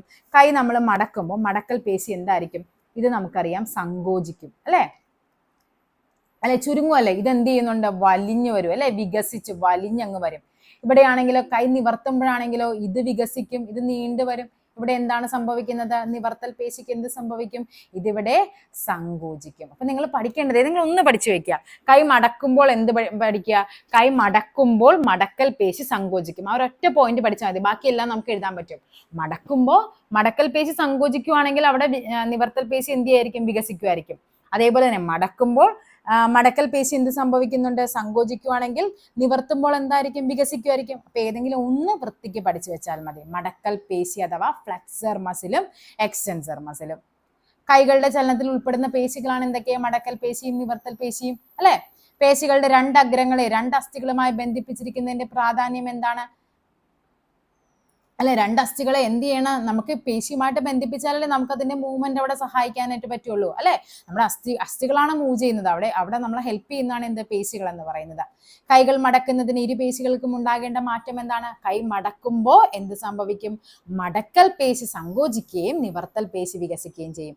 കൈ നിവർത്തുമ്പോൾ എന്താണ് സംഭവിക്കുന്നത്? മടക്കൽ പേശി വികസിക്കുകയും നിവർത്തൽ പേശി സങ്കോചിക്കുകയും ചെയ്യുന്നുണ്ട്. അപ്പൊ ഇവിടെ നിങ്ങൾ ഇമ്പോർട്ടന്റ് ആയിട്ട് പഠിക്കേണ്ട പേര്, അസ്ഥികളെ പേശികളുമായി ബന്ധിപ്പിക്കുന്നതാണ് എന്ത്, ടെൻഡനുകൾ. ആ പേര് പഠിക്കണം. കഴിഞ്ഞ പരീക്ഷയ്ക്ക് നമ്മുടെ 24 ക്വസ്റ്റ്യൻ പേപ്പർ ചെയ്തപ്പോൾ അതിൻ്റെ അകത്ത് റിപ്പീറ്റ് ചെയ്ത് ചോദിച്ചിരുന്ന ക്വസ്റ്റ്യൻ ആണ് ഈ ടെൻഡൻ എന്ന് പറയുന്നത്. നെക്സ്റ്റ് ആണ് പേശിക്ലമം. ഇവിടെ ഞാൻ ജസ്റ്റ് ഒന്ന് വായിക്കാം, പക്ഷെ ഇവിടെ നിങ്ങൾ പഠിക്കേണ്ട കാര്യം ഒറ്റൊരു പേരാണ്, ലാക്റ്റിക് ആസിഡ് എന്നൊരു പേരാണ്. നമുക്ക് നോക്കാം എന്താണെന്നുള്ളത്. കായിക പ്രവർത്തനങ്ങളിൽ ഏർപ്പെടുമ്പോൾ പേശികൾക്ക് തുടർച്ചയായി പ്രവർത്തിക്കേണ്ടി വരുന്നു. ഇതിന് ഏറെ ഊർജം ആവശ്യമാണ്. പേശി കോശങ്ങളിൽ ഓക്സിജന്റെ സാന്നിധ്യത്തിൽ കോശശ്വസനം നടന്ന ATP രൂപപ്പെടുന്നതാണ് നമ്മൾ പറഞ്ഞിട്ടുണ്ട്. കോശശ്വസനം ഒക്കെ എത്ര ATP ആണ്? 28 ATP, 2 ATP എന്നൊക്കെ നമ്മൾ പഠിക്കുന്നുണ്ട്. ATP തന്മാത്രകളിൽ നിന്ന് ഊർജം സ്വീകരിച്ചാണ് പേശികൾ പ്രവർത്തിക്കുന്നത്. എന്താണ്? അസ്ഥിപേശികളിൽ തുടർച്ചയായി പ്രവർത്തിക്കേണ്ടി വരുമ്പോൾ വേണ്ട അളവിൽ ഓക്സിജൻ ലഭ്യമായില്ലെങ്കിൽ പേശി ക്ഷീണിക്കുകയും സങ്കോചിക്കാനുള്ള കഴിവ് താൽക്കാലികമായി നഷ്ടപ്പെടുകയും ചെയ്യുന്നുണ്ട്. ഇതിനെയാണ് പേശിക്ലമം എന്ന് പറയുന്നത്. ഓക്കെ, അപ്പൊ പേശിക്ലമം എന്ന് പറയുമ്പോൾ എന്താണ്? അത് എന്തിന്റെ സാന്നിധ്യത്തിലാണ് പേശിക്ലമം നടക്കുന്നത്? ഈ പറയുന്ന, അതായത് അനറോബിക് ആണ്, വായുവിന്റെ ഓക്സിജൻ കറക്റ്റ് ആയിട്ട് കിട്ടാതെ വരുമ്പോഴാണ് പെട്ടെന്ന് അവിടെ എന്ത് ചെയ്യും, ലാക്റ്റിക് ആസിഡ് അടിഞ്ഞുകൂടുകയും നമുക്ക് പെട്ടെന്ന് മസിൽ ഫെറ്റിക് ഉണ്ടാകുകയും ചെയ്യുന്നു. അപ്പൊ ചിലപ്പോൾ ചോദിക്കാറുണ്ട് പേശിക്ലമം എന്ന് പറയുന്നത് എന്താണ്? ഒരു അവായു അല്ലെ, അനറോബിക് റെസ്പിറേഷന്റെ ഭാഗമായിട്ട് നടക്കുന്നതാണ്. അപ്പൊ ഇവിടെ എന്താണ് പഠിക്കേണ്ടത്? ലാക്റ്റിക് ആസിഡ് എന്നൊരു പേരും കൂടി നമുക്ക് പഠിക്കാനായിട്ടുണ്ട്. ലാക്റ്റിക് ആസിഡ് ആണ് അവിടെ അടിഞ്ഞുകൂടുന്നത് പേശിക്ലമം നടക്കുമ്പോൾ. ഇനി നമുക്ക് അസ്ഥികൂടത്തെ പറ്റിയാണ് പഠിക്കേണ്ടത്. മനുഷ്യ അസ്ഥികൂടം. ഇത് കഴിഞ്ഞ ക്ലാസ്സിൽ പറഞ്ഞപ്പോഴേക്കും ആരോ ഡൗട്ട് പറഞ്ഞിരുന്നു തലയോട്ടിൽ 26 എന്നുള്ളതിൽ. പക്ഷേ പുതിയ ടെക്സ്റ്റ് ബുക്കിലും തലയോട്ടിൽ 29 തന്നെയാണ് കേട്ടോ വന്നിരിക്കുന്നത്. ഉണ്ടോ? നമുക്കറിയാം മനുഷ്യന്റെ അസ്ഥികൂടത്തിൽ 206 അസ്ഥികളാണുള്ളത്. അതില് എന്താണ്? ആക്സിയൽ സ്കെൽട്ടനുമുണ്ട്, അപ്പൻഡിക്കുലർ സ്കെൽട്ടനുമുണ്ട്, അക്ഷാസ്ഥികൂടമുണ്ട്, അനുബന്ധാസ്ഥികൂടം. അക്ഷാസ്ഥികൂടം ആ പേര് പോലെ തന്നെയാണ്. നമ്മുടെ അക്ഷം, നമ്മുടെ എന്താണ്, ഹെഡ് ടു എന്താണ് ഇങ്ങനെ അല്ലെ, ഒരു അക്ഷത്തിലേക്ക് വരുന്നത്. അനുബന്ധാസ്ഥികൂടം എന്തായിരിക്കും? ഈ അക്ഷാസ്ഥികൂടത്തെ അനുബന്ധിച്ച് വരുന്നതിനെയാണ് നമ്മൾ അപ്പൻഡിക്കുലർ സ്കെൽട്ടൻ അഥവാ അനുബന്ധാസ്ഥികൂടം. കണ്ടോ? ശരീരത്തിന്റെ കേന്ദ്ര അക്ഷത്തിൽ കാണപ്പെടുന്ന അസ്ഥികളെയാണ് എന്ത്, അക്ഷാസ്ഥികൂടം ഉൾക്കൊള്ളുന്നത്. ഈ അക്ഷാസ്ഥികൂടം എത്രയാണെന്നറിയാവോ? 80 എണ്ണമാണ് അക്ഷാസ്ഥികൂടത്തിലെ എന്താണ് അസ്ഥികളുടെ എണ്ണം എന്ന് പറയുന്നത്. അനുബന്ധാസ്ഥികൂടത്തിലാണെങ്കിൽ അത് 126 ആണ്. അങ്ങനെയാണ് ടോട്ടൽ 206 വരുന്നത്. നമുക്ക് നോക്കാം. തലയോട്ടിൽ 29 അസ്ഥികളാണുള്ളത്. തലയോട്ടില് 29 അസ്ഥികൾ. ഇനി മാറൽ എന്ന് പറയുമ്പോഴേക്കും മാറലിൽ എത്രയാണ്? ഈ തലയോട് എന്ന് പറയുന്നത് നമുക്ക് നേരത്തെ തലയോട് അത് ഈ താടിയെല്ലൊക്കെ ഉൾപ്പെടാതെയാണ് ആ 26 പറയുന്നത്. പക്ഷെ ഇപ്പൊ നമുക്ക് തലയോടെന്ന് ചോദിച്ചാൽ അത് കംപ്ലീറ്റ് ആയിട്ട് അത് മൊത്തത്തിൽ ഉൾപ്പെടുത്തിയാണ്ടാ പറയുന്നത്. അപ്പൊ 29 തന്നെ പഠിച്ചു വെച്ചു. പുതിയ ടെക്സ്റ്റ് ബുക്കിൽ വെച്ചിട്ട് ഇനി എന്ത് ചെയ്തുള്ളൂ, നിങ്ങൾ ആൻസർ കീ നമുക്ക് ചലഞ്ച് ചെയ്യാൻ പോലും പറ്റില്ല. പുതിയ ടെക്സ്റ്റ് ബുക്കിൽ എന്താണോ അത് വെച്ചിട്ടായിരിക്കും നമുക്ക് PSCയുടെ ആൻസർ കീ വരുന്നത്. മാറൽ എന്ന് പറയുന്നത് എത്രയാണ്? അത് ഒരെണ്ണമാണ് മാറല്. വാരിയല് എത്രയാണ്? 24 ആണ് വാരിയലിന്റെ എണ്ണം. നട്ടൽ എന്ന് പറയുന്നത് 26 ആണ് നട്ടല് 26. ഓക്കെ, അപ്പൊ എത്രയാണ് മൊത്തം ഇവിടെ വരുന്നത്? 80 ആണ്. അതാണ് അക്ഷാസ്ഥികൂടത്തിലെ അസ്ഥികളുടെ എണ്ണം എന്ന് പറയുന്നത് 80. തലയോട് 29, മാറല് 1, വാരിയല് 24, നട്ടല് 26. നെക്സ്റ്റ് അനുബന്ധാസ്ഥികൂടം. അതിനെ അനുബന്ധിച്ച് അക്ഷാസ്ഥികൂടത്തെ അനുബന്ധിച്ച് വരുന്നതാണ്. എന്താണ്? തോൾ വലയത്തിൽ എത്രയാണ്? 4 ആണ്. ശ്രോണി വലയം എത്രയാണ്? നമ്മുടെ ഇടുപ്പൽ എന്ന് പറയും, അത് എത്രയാണ്? അത് 2 ആണ്. കണ്ടോ? ഇതാണ്. ഇനി കൈകളിൽ എത്രയാണ്? 30 × 2, അതായത് 60. ഒരു കയ്യിൽ 30 ആണ്. അപ്പൊ 2 കയ്യിലും കൂടി ആകുമ്പോൾ 60 വരും. കാലുകളിലും 30 × 2 ആണ്, അവിടെയും 60 വരും. ടോട്ടൽ ഇവിടെ വരേണ്ടത് 60, 60, 120, 126 ആണ് അനുബന്ധാസ്ഥികൂടത്തിലെ അസ്ഥികളുടെ എണ്ണം എന്ന് പറയുന്നത്. ഓക്കെ, നെക്സ്റ്റ് നോക്കാം. ഉണ്ടോ? മനുഷ്യ അസ്ഥികൂടത്തിന്റെ 2 വിഭാഗങ്ങളാണ്. എന്തൊക്കെ? അക്ഷാസ്ഥികൂടവും അനുബന്ധാസ്ഥികൂടവും. ആകെ അസ്ഥികളുടെ എണ്ണം എന്ന് പറയുന്നത് 206 ആണ്. അക്ഷാസ്ഥികൂടത്തിൽ 80ഉം അനുബന്ധാസ്ഥികൂടത്തിൽ 126ഉമാണ്. ഇനിയാണ് അസ്ഥിയുടെ ഘടന. ഇതും നമ്മുടെ അധികം കാണാത്തൊരു പോയിന്റ് ആണ്, നമുക്ക് പഠിച്ചു വെക്കാം. അസ്ഥികൾ മനുഷ്യ ശരീര ഭാരത്തിന്റെ 18% വരുന്നത്. ശരീരത്തിന്, ഇത് പോയിന്റ് ആയിട്ട് പഠിക്കണേ, നിങ്ങൾ ചിലപ്പോൾ പരീക്ഷയ്ക്ക് സ്റ്റേറ്റ്മെന്റ് ആയിട്ടൊക്കെ കയറി വരാം. ശരീരത്തിന് അസ്ഥിയുടെ ധർമ്മം എന്താണ്? നമ്മുടെ ശരീരത്തിന് ഘടനയും താങ്ങും എന്താണ് സംരക്ഷണവും ഒക്കെ നൽകുന്നത് ആരാണ്? അസ്ഥികളാണെന്നൊന്ന് ആലോചിച്ച് നോക്കിക്കേ. നമുക്ക് അസ്ഥികളൊന്നും ഇല്ലെങ്കിൽ നമ്മൾ എല്ലാവരും എന്തായിട്ട് വരും? വെറുതെ ഒരു ഗോളം പോലെ ഇരിക്കും അല്ലെ? അപ്പൊ എന്താണ്? അസ്ഥികളാണ് നമ്മുടെ ശരീരത്തിന് ഘടന തരുന്നത്. ഓരോ അസ്ഥിയെയും പൊതിഞ്ഞു കാണുന്ന ആവരണമാണ് പെരിഓസ്റ്റിയം. പഠിച്ചു വെക്കുക, നമ്മൾ പഠിക്കുന്നുണ്ട്. ഹൃദയത്തെ ആവരണം ചെയ്ത് പെരികാർഡിയം, ശ്വാസകോശത്തെ ആവരണം ചെയ്ത് പ്ലൂറ. അപ്പൊ പഠിക്കുക, അസ്ഥിയെ പൊതിഞ്ഞു കാണുന്ന ആവരണം അറിയപ്പെടുന്ന പേരാണ് പെരിഓസ്റ്റിയം. അസ്ഥിയെ ആവരണം ചെയ്ത് കാണുന്നതാണ് പെരിഓസ്റ്റിയം. അസ്ഥികളിൽ രക്തക്കുഴലുകളും നാഡികളും ലിംഫ് വാഹികളും കാണപ്പെടുന്നു. കാൽസ്യം, ഫോസ്ഫേറ്റ്, കൊളാജൻ പ്രോട്ടീൻ, ലവണങ്ങൾ എന്നിവ അസ്ഥിക്ക് കാഠിന്യവും ബലവും നൽകുന്നു. അസ്ഥികളുടെ വളർച്ച, കേടുപാടുകൾ പരിഹരിക്കൽ, ധാതുക്കൾ നിക്ഷേപിക്കൽ, എല്ലുകളെ ശക്തവും ദൃഢവുമാക്കൽ എന്നിവ നിർവഹിക്കുന്നത് അസ്ഥികളിലെ ഓസ്റ്റിയോബ്ലാസ്റ്റ് എന്ന കോശങ്ങളാണ്. അപ്പൊ പഠിക്കേണ്ട 2 പേരുകളാണ്. പെരിഓസ്റ്റിയോം ഉണ്ട്, ഓസ്റ്റിയോബ്ലാസ്റ്റും ഉണ്ട്. പെരിഓസ്റ്റിയം എന്താണ്? അസ്ഥിയെ പൊതിഞ്ഞു കാണുന്ന ആവരണമാണ് പെരിഓസ്റ്റിയം. എന്താണ് ഓസ്റ്റിയോബ്ലാസ്റ്റ് എന്ന് പറയുന്നത്? അതായത് അസ്ഥികളുടെ വളർച്ചയ്ക്കും കേടുപാടുകൾ പരിഹരിക്കാനും ധാതുക്കൾ നിക്ഷേപിച്ച് എല്ലുകളെ ദൃഢമാക്കാനും എങ്ങനെ എല്ലാ കാര്യങ്ങളും നിർവഹിക്കുന്ന കോശങ്ങൾ അറിയപ്പെടുന്ന പേരാണ് ഓസ്റ്റിയോബ്ലാസ്റ്റ് എന്നുള്ളത്. 2 പേരും പഠിക്കുക, പെരിഓസ്റ്റിയം ആൻഡ് ഓസ്റ്റിയോബ്ലാസ്റ്റ്. നെക്സ്റ്റ് നോക്കാം, തരുണാസ്ഥി. എന്താണ് തരുണാസ്ഥി എന്ന് പറയുന്നത്? അസ്ഥികളേക്കാൾ മൃദുവായതും വഴക്കമുള്ളതുമായ യോജക കലയാണ് തരുണാസ്ഥി എന്ന് പറയുന്നത്. ഇപ്പൊ നിങ്ങൾ ചിക്കനൊക്കെ കഴിക്കുന്നവരാണെങ്കിൽ നമുക്കറിയാൻ പറ്റും, ഈ ചിക്കൻ്റെ ലെഗൊക്കെ കഴിച്ച് കഴിയുമ്പോൾ ഇവിടെ ഇങ്ങനെ നല്ല വെളുത്തൊരു പീസ് ഇങ്ങനെ ചിക്കൻ ഇത് ഇങ്ങനെ കാണാൻ പറ്റും അല്ലെ? അതിനെയാണ് ശരിക്കും തരുണാസ്ഥി എന്ന് പറയുന്നത്. അപ്പൊ എവിടെയാണ്? കൈമുട്ട്, കാൽമുട്ട്, കണങ്കാലുകൾ എന്നിവയിലും വാരിയെല്ലുകളുടെ അഗ്രങ്ങളിലും നട്ടെല്ലിലെ കശേരികൾക്കിടയിലും ചെവിക്കുടയിലും മൂക്കിന്റെ അഗ്രഭാഗത്തും ശ്വാസനാളത്തിലും ഇവ കാണപ്പെടുന്നു. അപ്പൊ തരുണാസ്ഥി എവിടെയൊക്കെയാണ്? കൈമുട്ട്, കാൽമുട്ട്, കണങ്കാലുകള്, വാരിയെല്ലുകളുടെ അഗ്രങ്ങളില്, നട്ടെല്ലുകളിലെ കശേരുക്കൾക്കിടയില്, ചെവിക്കൂട, നമ്മുടെ ഈ ചെവിയുടെ ആ ഒരു ഇതില്ലേ പിന്നാന്ന് പറയുന്നത് ചെവിക്കൂട, മൂക്കിന്റെ അഗ്രഭാഗത്ത്, ശ്വാസനാളത്തില് ഒക്കെ കാണപ്പെടുന്ന ഏതാണ്? കാർട്ടിലേജ് അഥവാ തരുണാസ്ഥിയാണ്. ഇനി അസ്ഥികളുടെ അഗ്രഭാഗങ്ങളിൽ കാണപ്പെടുന്ന തരുണാസ്ഥി അസ്ഥികളിലെ എന്താണ്? അസ്ഥി സന്ധിയിലെ ഘർഷണം കുറയ്ക്കാനാണ്. ഇവയിൽ രക്തക്കുഴലുകളോ നാഡികളോ ഇല്ല. രക്തക്കുഴലുകളുടെ അഭാവം മൂലം തരുണാസ്ഥി ഇതര കലകളേക്കാൾ സാവധാനത്തിലാണ് വളരുന്നത്. അപ്പൊ പഠിക്കേണ്ട കാര്യങ്ങളാണ് തരുണാസ്ഥി. അത് എവിടേക്കാണ് കാണപ്പെടുന്നത്? അതിന്റെ ധർമ്മം എന്ന് പറയുന്നത് എന്താണ്? 2 അസ്ഥികൾക്കിടയിലെ ഘർഷണം കുറയ്ക്കുക എന്നുള്ളതാണ്. ഇനി നമ്മുടെ അടുത്ത ടോപ്പിക് എന്ന് പറയുന്നത് നമുക്കറിയാം, ഈ നോക്കിക്കേ, ഈ പുൽച്ചാടിയുടെ നമുക്കറിയാം ഇതിന്റെ മേളിൽ ഒരു ചെറിയൊരു ഞണ്ടിനെ അപേക്ഷിച്ച് അത്ര കട്ടികളല്ല, പക്ഷെ എന്താണ്? ചെറിയൊരു കട്ടിയുള്ളൊരു ഭാഗം ഉണ്ടാകും ഈ പാറ്റയിലും പുൽച്ചാടിയിലും ഒക്കെ. ഞണ്ടിനൊക്കെ എന്താണ്? നല്ല കട്ടിയുള്ളതല്ലേ? അതിന്റെ പുറന്തോടെന്ന് പറയുന്നത് നല്ല കട്ടിയുള്ളതാണ്. നമ്മുടെ കക്ക ഇല്ലേ, കക്ക, അതിലുമൊക്കെ കല്ലുമ്മക്കായ അതിലൊക്കെ എന്താണ്? പുറന്തോട് ഭയങ്കര കട്ടിയല്ലേ? ഇനി മണ്ണിര. അപ്പൊ ഇവയ്ക്ക് എല്ലാത്തിനും അസ്ഥിയുണ്ട്. അതെന്താണ് അസ്ഥി എന്നുള്ള വ്യത്യാസമാണ് നമുക്ക് പഠിക്കാനുള്ളത്. നമുക്കറിയാം നമ്മുടെ ശരീരത്തിൽ അസ്ഥി കാണപ്പെടുന്ന എവിടെയാണ്? നമ്മുടെ ശരീരത്തിനുള്ളിലാണ് അല്ലെ അസ്ഥി കാണപ്പെടുന്നത്. അപ്പൊ അതേപോലെ തന്നെ ഈ അസ്ഥികളുടെ വൈവിധ്യമാണ് പറയുന്നത്. ആദ്യം പറയുന്നത് ഹൈഡ്രോസ്കെൽട്ടൺ ആണ്. എന്താണ് ഹൈഡ്രോ എന്ന് പറയുമ്പോൾ തന്നെ നമുക്കറിയാം വെള്ളവുമായിട്ട് ബന്ധപ്പെട്ടായിരിക്കും. അതായത് മണ്ണിരയുടെ ശരീരത്തിനുള്ളിൽ ദ്രവം നിറഞ്ഞിരിക്കുന്ന അറകളുണ്ട്. കുറെ ദ്രവം നിറഞ്ഞിരിക്കുന്ന അറകളാണ് ഹൈഡ്രോസ്കെൽട്ടൺ എന്ന് പറയുന്നത്. ശരീരാകൃതി നിലനിർത്തുന്നതിനും സഞ്ചാരത്തിനും ജലമാണ് ഇവിടുത്തെ ഉപാധി. ഈ സംവിധാനം പൊതുവെ ഹൈഡ്രോസ്കെൽട്ടൺ എന്നാണ് അറിയപ്പെടുന്നത്. അതിൽ എക്സാമ്പിൾസ് ആണ് ഹൈഡ്ര, ഒച്ച്, മണ്ണിര. അപ്പൊ ഹൈഡ്രോസ്കെൽട്ടൺ എക്സാമ്പിൾസ് പഠിച്ചു വെക്കുക. ഹൈഡ്രയുണ്ട്, ഒച്ചുണ്ട്, മണ്ണിരയുണ്ട്. എന്താണ് പ്രത്യേകത? ദ്രവം നിറഞ്ഞ അറകളാണ് അവരുടെ ശരീരത്തിന് എന്ത് നൽകുന്നത്? ഘടന നൽകുന്നത്. നെക്സ്റ്റ് ആണ് ബാഹ്യ അസ്ഥികൂടം അഥവാ എക്സോസ്കെൽട്ടൺ. അതും 2 ടൈപ്പ് ഉണ്ട്. ഒന്നെന്ന് പറയുന്നത് ഞണ്ട്, കക്ക, ചിപ്പി എന്നീ ജന്തുക്കളിൽ കാണപ്പെടുന്ന കാൽസ്യം കാർബണേറ്റ് മുഖ്യ ഘടകമായ കാഠിന്യമുള്ള പുറന്തോട്. നല്ല കട്ടിയായിരിക്കും അതിന്റെ പുറന്തോട്. അപ്പൊ അവിടുത്തെ കണ്ടന്റ് എന്താണ്? കാൽഷ്യം കാർബണേറ്റ് ആണ്. എങ്കിൽ പുൽച്ചാടി, പാറ്റ എന്നിവയിലെ എന്താണ്? കൈറ്റിൻ കൊണ്ട് നിർമ്മിച്ചിരിക്കുന്ന ബാഹ്യാവരണമാണുള്ളത്. അതിനെയാണ് ബാഹ്യ അസ്ഥികൂടം എന്ന് പറയുന്നത്. ഇവ പേശികളിലെ ഉചിത സ്ഥാനങ്ങൾ ബന്ധിപ്പിച്ച് ചലനത്തിനും സഞ്ചാരത്തിനും ശരീര സംരക്ഷണത്തിനും സഹായിക്കുന്നുണ്ട്. അപ്പൊ എന്തൊക്കെയാണ്?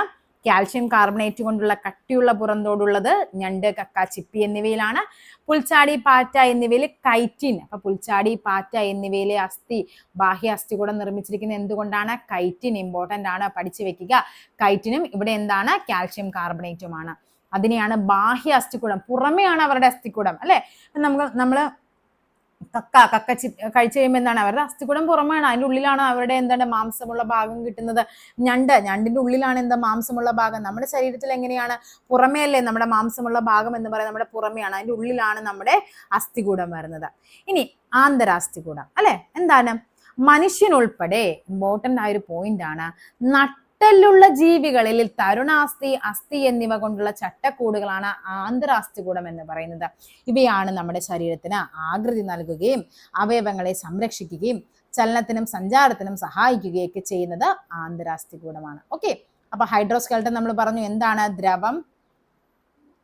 ദ്രവം നിറഞ്ഞത് അല്ലെ, ദ്രവം നിറഞ്ഞ അറകളാണ് ഹൈഡ്രോസ്കെൽട്ടന്റെ പ്രത്യേകത എന്ന് പറയുന്നത്. ഉദാഹരണമായിട്ട് നമ്മൾ പറഞ്ഞ ഏതൊക്കെയാണ്? ഒച്ച്, മണ്ണിര, അതേപോലെ അല്ലെ, ഒച്ച്, മണ്ണിര, ഹൈഡ്രയൊക്കെയാണ് നമ്മൾ എക്സാമ്പിൾസ് ആയിട്ട് പറഞ്ഞത്. നെക്സ്റ്റ് ബാഹ്യാസ്ഥികൂടമാണെങ്കിലോ അതെന്താണ്? കാൽഷ്യം കാർബണേറ്റും കൈറ്റിനും അടങ്ങിയ എന്താണ്? പുറം ഭാഗം കൊണ്ട് നിർമ്മിച്ചിരിക്കുന്നത്. ഉദാഹരണമാണ് നമ്മൾ പറഞ്ഞ എന്തൊക്കെയാണ്? ഞണ്ട്, കക്ക അല്ലെ, അതേപോലെ തന്നെ പുൽച്ചാടി, പാറ്റ, അതൊക്കെ കൈറ്റിനാണ്. ഇനി ആന്തരാസ്ഥികൂടം നോക്കിക്കേ. ആന്തരാസ്ഥികൂടമാണെങ്കിൽ നമുക്കറിയാം മനുഷ്യൻ അല്ലെ, എക്സാമ്പിൾ അല്ല, അതിന്റെ പ്രത്യേകത നമുക്ക് ഈ ബോക്സിൽ തന്നിരിക്കുന്ന സവിശേഷതയാണ് എഴുതാൻ പറഞ്ഞിരിക്കുന്നത്. എന്താണ്? നട്ടെല്ലുള്ള ജീവികളിലാണ് എന്ത് കാണപ്പെടുന്നത്? ആന്തരാസ്ഥികൂടം കാണപ്പെടുന്നത്. എക്സാമ്പിൾസ് ആണ്, ഏറ്റവും വലിയ എക്സാമ്പിൾ ആണ് നമ്മളെ മനുഷ്യൻ എന്ന് പറയുന്നത്. ഓക്കെ, നെക്സ്റ്റ് നോക്കാം. എന്താണ് അസ്ഥിസന്ധികൾ എന്ന് പറയുന്നത്? അടുത്ത പോയിന്റ് ആണ് നമുക്ക് പഠിക്കാനുള്ളതാണ്. അസ്ഥികൾ പരസ്പരം ബന്ധപ്പെട്ടിരിക്കുന്നത് സന്ധികൾ വഴിയാണ്. ഓക്കെ, ഇങ്ങനെ അസ്ഥിസന്ധികളെ തമ്മിൽ ബന്ധിപ്പിച്ചിരിക്കുന്നതിലൂടെ ചലനം സുഗമമാക്കുന്നു. നോക്കാം നമുക്ക്. രണ്ട് അസ്ഥികളെ തമ്മിൽ ബന്ധിപ്പിച്ചിരിക്കുന്നതിനെ പറയുന്ന പേരാണ് ലിഗമെന്റ്. ഇതും എപ്പോഴും പരീക്ഷയ്ക്ക് ചോദിക്കാനുണ്ട്. നമ്മൾ നേരത്തെ പറഞ്ഞു അസ്ഥിയും പേശിയും തമ്മിൽ കണക്ട് ചെയ്യുന്ന ടെൻഡനുകളാണെന്ന് പറഞ്ഞു. അതേപോലെ തന്നെ രണ്ട് അസ്ഥികളെ തമ്മിൽ ബന്ധിപ്പിക്കുന്നതിനെയാണ് ലിഗമെന്റ്. കണ്ടോ, ഇതാണ് ഒരു അസ്ഥി, ഇതാണ് മറ്റൊരു അസ്ഥി, അതിനെ കണക്ട് ചെയ്തിരിക്കുന്ന സാധനത്തെ പറയുന്ന പേരാണ് ലിഗമെന്റ്. അതിൻ്റെ ഉള്ളിലുള്ളതാണ് ക്യാപ്സ്യൂള്. കണ്ടോ, ഇതാണ് നമ്മുടെ തരുണാസ്ഥി, നമ്മൾ പറഞ്ഞു കാർട്ടിലേജ്. അതിൻ്റെ ഉള്ളിലുള്ള ഫ്ലൂയിഡ് ആണ് സൈനോവിയൽ സ്തരമുണ്ട്, അതിൻ്റെ ഉള്ളിൽ സൈനോവിയൽ ഫ്ലൂയിഡ് ഉണ്ട്. അതാണ് നമ്മുടെ ഘർഷണത്തിനേക്ക് നമ്മൾ കുറയ്ക്കാനായിട്ട് സഹായിക്കുന്നത്. നമുക്ക് നോക്കാം. രണ്ട് അസ്ഥികളെയും ബന്ധിപ്പിച്ചാണ് ലിഗമെന്റ്. അപ്പൊ പഠിക്കുക, അസ്ഥികളെ തമ്മിൽ ലിഗമെന്റും അസ്ഥിയും പേശിയും എന്താണ്? ടെൻഡനുമാണ്. ഇതിനുള്ളിലായി ക്യാപ്സൂൾ അസ്ഥികളുടെ സുഗമമായ ചലനത്തിന് സഹായിക്കുന്നു. നെക്സ്റ്റ് ആണ് ഓരോ അസ്ഥിയുടെയും അഗ്രഭാഗത്തെ പൊതിഞ്ഞ് തരുണാസ്ഥി കാണപ്പെടുന്നു. ഓക്കെ, ഇനി ഇവ എന്താണ്? ഘർഷണത്തെ കുറയ്ക്കുന്നു. നെക്സ്റ്റ് എന്താണ്? സന്ധിയിലെ രണ്ട് അസ്ഥികൾക്കിടയിലെ കാണുന്ന ദ്രവമാണ് സൈനോവിയൽ ഫ്ലൂയിഡ്, സൈനോവിയൽ ദ്രവം. ഇതും എന്താണ്? ഘർഷണം കുറയ്ക്കുന്നു. ഇനി സൈനോവിയൽ ദ്രവത്തെ ഉൽപ്പാദിപ്പിക്കുന്നത് സൈനോവിയൽ സ്തരത്തിലെ സൈനോവിയൽ കോശങ്ങളാണ്. ഓക്കെ, അപ്പൊ എന്താണ് ഇവിടുത്തെ ഇമ്പോർട്ടന്റ് പോയിന്റ് എന്ന് പറയുന്നത്? ലിഗമെന്റ് ആണ്, അതേപോലെ തന്നെ തരുണാസ്ഥിയും സൈനോവിയൽ ദ്രവവുമാണ് രണ്ട് അസ്ഥികൾക്കിടയിലെ ഘർഷണം കുറയ്ക്കുന്നത്. നെക്സ്റ്റ് നോക്കാം, വിവിധ തരം സന്ധികൾ. അപ്പൊ നമുക്കറിയാം പല ടൈപ്പ്, ഓരോ സ്ഥലത്തും എല്ലാ സ്ഥലത്തും നമുക്ക് ഒരേപോലെയാണോ നമ്മുടെ മൂവ്മെന്റ് ഹെൽപ്പ് ചെയ്യുന്നത്? ഇവിടെ നോക്കിക്കേ, ബോൾ ആൻഡ് സോക്കറ്റ് ജോയിന്റ്, ഗോളര സന്ധി എന്ന് പറയും. എന്താണ് ഗോളര സന്ധി എന്ന് പറയുമ്പോൾ സവിശേഷത എന്താണ്? നമുക്ക് കൈ എന്ന് പറയുന്നത് എല്ലാം നമുക്ക് എന്താ വട്ടം കറക്കാം അല്ലെ. അതായത് ഇവിടെ പറയുന്നത് ഒരു ബോള് കണ്ടോ, ഒരു ബോൾ എന്ത് ചെയ്യുന്നുണ്ട്? ഒരു സോക്കറ്റിന്റെ ഉള്ളില് ഒരു ബോൾ വെക്കുന്ന പോലെയാണ് എന്താ നമ്മുടെ ഈ പറയുന്ന അസ്ഥി ഇരിക്കുന്നത്. കണ്ടോ, ഇതൊരു ബോളാണ്, ഇതൊരു സോക്കറ്റിന്റെ ഉള്ളിലേക്ക് ഫിറ്റ് ചെയ്തിരിക്കുന്നത്. അപ്പൊ എന്താ, നമുക്ക് അതിനുള്ളിൽ എല്ലാ തരത്തിലുമുള്ള മൂവ്മെന്റ് അവിടെ സഹായിക്കും. അതിന്റെ സ്ഥാനം എന്ന് പറയുന്നത് എന്താണ്? നമുക്കറിയാം, ഗോളര സന്ധി എന്ന് പറയുന്നതാണ് നമ്മുടെ ഈ ഷോൾഡറിൽ, നമ്മുടെ തോളല്, നമ്മുടെ ഇടുപ്പല്ലിലൊക്കെ ഗോളര സന്ധിയാണ്. നെക്സ്റ്റ് വിജാഗിരി സന്ധി. വിജാഗിരി നമ്മുടെ ഡോറ് പോലെ തന്നെ ഒരു സൈഡിലേക്ക് മാത്രം നമുക്ക് ഓപ്പൺ ചെയ്യാൻ പറ്റും. നമുക്ക് എന്താണ് അല്ലെ, ഒരു വശത്തേക്കുള്ള ചലനമാണ്, ഒരു വശത്തേക്കാണ്. എക്സാമ്പിൾസ് ആണ് കൈകളിലെയും കാലുകളിലെയും അസ്ഥികൾ സന്ധി എന്ന് പറയുന്നത്. അത് വിജാഗിരി സന്ധിയാണ് അല്ലെ. നമുക്ക് ഇങ്ങനെ ഒരു സൈഡിലേക്ക് മാത്രം, ഇങ്ങോട്ടുള്ള മൂവ്മെന്റ് മാത്രമേ പറ്റുള്ളൂ. ഇത് നേരെ തിരിച്ച് പുറകോട്ട് ഒടിച്ചു വെക്കാൻ പറ്റുമോ? നമുക്ക് ഇല്ല. നെക്സ്റ്റ് കീലസന്ധി. പിവോട്ട് ജോയിന്റ് എന്ന് പറയും. എന്താണ്? നമ്മളൊരു അച്ചുതണ്ടിന്റെ ചുറ്റും കറങ്ങുന്ന പോലെ തന്നെ നമുക്ക് എന്താണ് മാക്സിമം ഇതിന് ഇങ്ങോട്ടേക്കും ഒക്കെ കറക്കാനായിട്ട് പറ്റും. അപ്പൊ അതിന് എക്സാമ്പിൾസ് ആണ് എന്താ നമ്മുടെ കഴുത്ത്, നെക്കിലെ സന്ധി എന്ന് പറയുന്നത്. നെക്സ്റ്റ് തെന്നി നീങ്ങുന്ന സന്ധി. വലിയ മൂവ്മെന്റ് ഒന്നും സാധ്യമാകില്ല, പക്ഷെ ചെറിയ തരത്തിലുള്ള മൂവ്മെന്റ് ആണ് ഗ്ലൈഡിങ് ജോയിന്റ് അഥവാ തെന്നി നീങ്ങുന്ന. നമ്മുടെ കണങ്കാല് അതേപോലെ ഈ വിരലുകൾ ഇവിടെയൊക്കെ എന്താണ് തെന്നി നീങ്ങുന്ന സന്ധികളാണ്. ഈ സന്ധികളും ഇതേപോലെ തന്നെ ആ ക്ലാസ്സിൽ ഞാൻ ആ നോട്ട് ഇട്ടിട്ടുണ്ട്, അതും കൂടി വേണമെങ്കിൽ ഒന്ന് കയറി ക്വസ്റ്റ്യൻ പേപ്പർ ചെയ്യുമ്പോഴേക്കും അത് വെച്ച് കണക്ട് ചെയ്ത് പഠിക്കുക. നെക്സ്റ്റ് ആണ് ശരീര വളർച്ചയും അസ്ഥിയുടെ വികാസവും. നമുക്കറിയാവുന്ന ഒരു കാര്യമാണ്, നമ്മുടെ അസ്ഥി നമ്മൾ ഏറ്റവും കൂടുതൽ പഠിക്കുന്നതാണ് വൈറ്റമിൻ ഡി ഡെഫിഷ്യൻസി മൂലം ഉണ്ടാകുന്ന രോഗമാണ് കണ എന്ന് പറയുന്നത്. അത് ഒരു അസ്ഥി, അതായത് ശരീരത്തിലെ അസ്ഥികൾക്ക് ആവശ്യമായത് വൈറ്റമിൻ ഡി ആണെന്നൊക്കെ നമ്മൾ പഠിക്കുന്നുണ്ട്. കുട്ടിക്കാലത്തിലെയും കൗമാരത്തിലെയും വളർച്ച അസ്ഥി വ്യവസ്ഥയുടെ വികാസവുമായി ബന്ധപ്പെട്ടിരിക്കുന്നു. അസ്ഥികളിലെ കാൽസ്യം എത്തിച്ചേരേണ്ടത് അസ്ഥികളിലെ കാഠിന്യവും ശക്തിയും ഉറപ്പുവരുത്താൻ ആവശ്യമാണ്. കാൽസ്യം അടങ്ങിയ ഭക്ഷണങ്ങളാണ് പാലും പാലുൽപ്പന്നങ്ങളും മത്സ്യങ്ങൾ, ഇലക്കറികൾ. ഈ പ്രായത്തിൽ ധാരാളം കഴിക്കേണ്ടതുണ്ട്. കാൽസ്യം ആഗിരണം ചെയ്യുന്നതിന് വൈറ്റമിൻ ഡി ആവശ്യമാണ്. ത്വക്കിൽ വൈറ്റമിൻ ഡി ഉൽപ്പാദിപ്പിക്കാൻ സൂര്യപ്രകാശം ഏൽക്കുന്നതിന് ഉതകുന്ന കളികളിൽ ഏർപ്പെടുക. അതായത് നമ്മൾ എന്താ വൈറ്റമിൻ ഡി നമുക്കറിയാം സൂര്യപ്രകാശത്തിൽ നിന്ന് കിട്ടുന്നതാണ് വൈറ്റമിൻ ഡി എന്ന് പറയുന്നത്. മുട്ട, കൊഴുപ്പുള്ള മത്സ്യം, മത്തി, അയില അതൊക്കെയാണ്. എന്നിവയിൽ വൈറ്റമിൻ ഡിയുടെ നല്ല ഉറവിടങ്ങളാണ്. അസ്ഥി വികാസത്തിന് പ്രോട്ടീൻ ആവശ്യമായതിനാൽ ഇറച്ചിയും ബീൻസ്, പയർ എന്നിവയൊക്കെ നമ്മൾ ഉൾപ്പെടുത്തണം എന്നാണ് പറയുന്നത്. പ്രായമാകുന്നതോടെ അസ്ഥികളുടെ സാന്ദ്രത കുറയുന്നത് എല്ലുകളെ കൂടുതൽ ദുർബലമാക്കുകയും ഒടിവുകൾക്ക് കാരണമാകുകയും ചെയ്യുന്നുണ്ട്. ഓക്കെ, അപ്പൊ ഇനി നമുക്ക് നോക്കാം. പേശികളുടെ വ്യായാമമാണ് പറയുന്നത്. അതായത് നമ്മൾ വ്യായാമം ചെയ്യുന്നതിന്റെ പ്രയോജനം പറയുകയാണ്. നമ്മൾ വ്യായാമം ചെയ്യുമ്പോൾ നമുക്ക് ശ്വാസകോശങ്ങൾക്ക് എന്താണ് വൈറ്റൽ കപ്പാസിറ്റി കൂടുന്നുണ്ട്, കൈകാലുകൾക്ക് എന്ത് ചെയ്യുന്നുണ്ട്, നമ്മൾ ദൃഢമാകുന്നുണ്ട് അല്ലെ. അതേപോലെ പേശികളും അസ്ഥികളും ഒക്കെ എന്ത് ചെയ്യുന്നുണ്ട്, സ്ട്രോങ് ആകും. ഹൃദയവും രക്തക്കുഴലുകളും നമ്മുടെ ശരീരത്തിലെ എക്സസ് ആയിട്ട് അടിഞ്ഞുകൂടിയ കൊഴുപ്പൊക്കെ എന്ത് ചെയ്യുന്നുണ്ട്, അതൊക്കെ നമ്മൾ വ്യായാമം ചെയ്യുമ്പോൾ പോകും. ഇവിടെ ജസ്റ്റ് പറയുന്ന മറ്റൊരു പോയിന്റ് ആണ് വൈറ്റൽ കപ്പാസിറ്റി. എന്താണ് വൈറ്റൽ കപ്പാസിറ്റി എന്ന് പറയുന്നത്? നമ്മൾ ഗാഢമായിട്ട് ഉച്ഛ്വാസം, അതായത് നമ്മൾ ശക്തിയായിട്ട് നമ്മൾ ഉള്ളിലേക്ക് വായു എടുത്തു കഴിഞ്ഞ ശേഷം അത് പുറത്തേക്ക് നമ്മൾ വിടുമ്പോഴേക്കും, ശക്തമായി നിശ്വസിക്കുമ്പോൾ പുറത്തുവിടുന്ന വായുവിന്റെ അളവിനെ പറയുന്ന പേരാണ് വൈറ്റൽ കപ്പാസിറ്റി. നമ്മുടെ എത്രയാണ് നമ്മുടെ കപ്പാസിറ്റി എന്ന് അറിയാനാണ് വൈറ്റൽ കപ്പാസിറ്റി എന്ന് പറയുന്നത്. നമ്മൾ ഗാഢമായിട്ട് ശ്വാസം ഉള്ളിലേക്ക് എടുക്കും, അത് അതേപോലെ തന്നെ പുറത്തേക്ക് വിടുമ്പോൾ എന്തോരം അത് പുറത്തേക്ക് പോകുന്നുണ്ടെന്നുള്ളത്. ഒരു വ്യക്തിക്ക് ശ്വസിക്കാൻ കഴിയുന്ന പരമാവധി വായുവിന്റെ അളവാണ് വൈറ്റൽ കപ്പാസിറ്റി എന്ന് പറയുന്നത്. വ്യക്തിയുടെ ശ്വസന ആരോഗ്യത്തിന്റെ അളവ് കൂടിയാണ്. ഈ അളവ് പുരുഷന്മാരിൽ ഏകദേശം, ഈ അളവ് പഠിച്ചു വെക്കണേ, ചോദിച്ചിട്ടുള്ളതാണ്. പുരുഷന്മാരുടെ വൈറ്റൽ കപ്പാസിറ്റി എന്ന് പറയുന്നത് ഏകദേശം 4.5 ലിറ്ററും സ്ത്രീകളുടേത് 3 ലിറ്ററുമാണ്.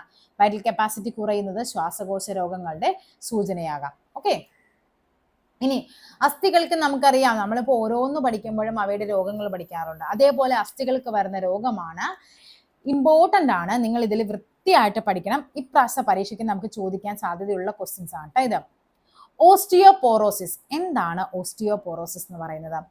അസ്ഥിഭാഗങ്ങൾ നശിക്കുകയും സുഷിരങ്ങൾ രൂപപ്പെട്ട അസ്ഥിയുടെ കാഠിന്യം നഷ്ടപ്പെടുകയും ചെയ്യുന്ന അവസ്ഥയാണ്. ചിലപ്പോൾ നമുക്ക് അറിയാവുന്നതാണ്, ഓസ്റ്റിയോപോറോസിസ് ആണ് നമ്മൾ ഏറ്റവും കൂടുതൽ അസ്ഥിയുമായിട്ട് ബന്ധപ്പെട്ട് പഠിച്ചിരിക്കുന്നത്. അപ്പൊ നമ്മൾ ക്വസ്റ്റ്യൻ ഓപ്ഷനിൽ കാണുന്നത് ചിലപ്പോൾ ഈ താഴെ തന്നിരിക്കുന്ന ഈ 4 എക്സാമ്പിൾസും ആയിരിക്കും അവർ തരുന്നത്. അപ്പൊ എന്ത് ചെയ്യണം, ചിലപ്പോൾ ചോദിക്കുന്നത് ഇങ്ങനെയായിരിക്കും, അസ്ഥിഭാഗങ്ങൾ നശിക്കുകയും സുഷിരങ്ങൾ രൂപപ്പെട്ട് അസ്ഥിയുടെ കാഠിന്യം, പോർസ്, കണ്ട ഓസ്റ്റിയോപോറോസിസ്. പോർസ് എന്ന് പറയുമ്പോൾ അറിയാം, നമ്മുടെ മുഖത്തൊക്കെ നമ്മൾ കുഞ്ഞു കുഞ്ഞു പോസ് എന്ന് പറയത്തില്ലേ, എന്താണ് കുഞ്ഞു കുഞ്ഞു സുഷിരങ്ങളെയാണ് പോസ് എന്ന് പറയുന്നത്. അപ്പോൾ ഓസ്റ്റിയോപോറോസിസ് എന്ന് പറയുമ്പോൾ എന്താണ്, അസ്ഥികളിൽ സുഷിരം ഉണ്ടാകും. കണക്ട് ചെയ്യുക.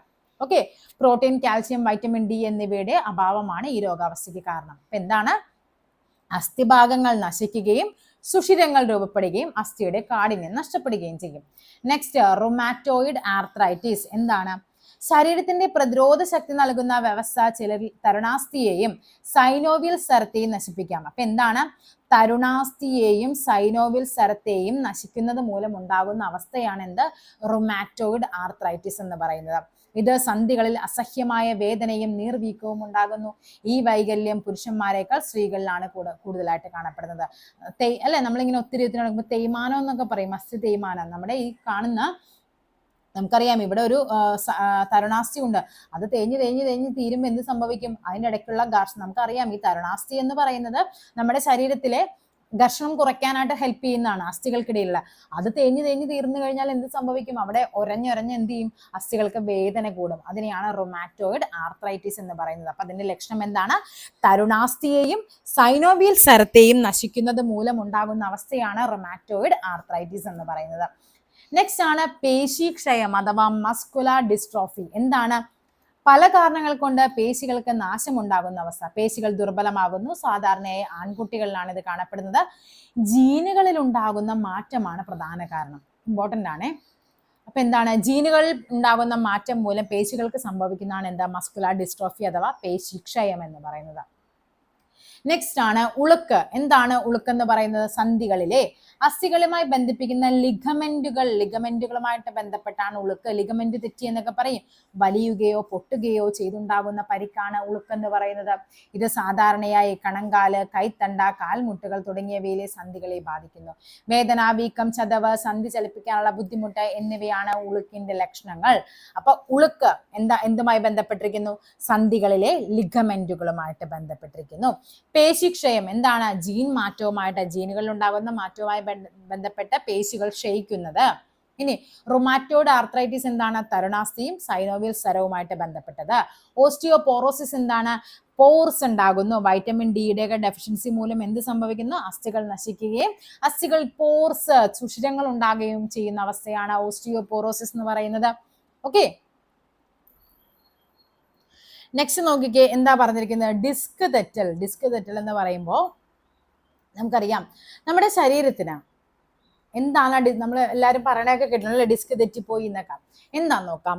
ശരീരത്തിന് താങ്ങ് നൽകുന്നതോടൊപ്പം സുഷുമ്നയ്ക്ക് സംരക്ഷണം നൽകുന്ന ഭാഗമാണ് നമ്മുടെ നട്ടെല്ല് അഥവാ വെർട്ടിബ്രൽ കോളം എന്ന് പറയുന്നത്. ഓക്കെ, നമ്മൾ പറഞ്ഞു നട്ടെല്ല് എത്രയാണ്? 26 അസ്ഥികളുണ്ടെന്നൊക്കെ പറഞ്ഞു.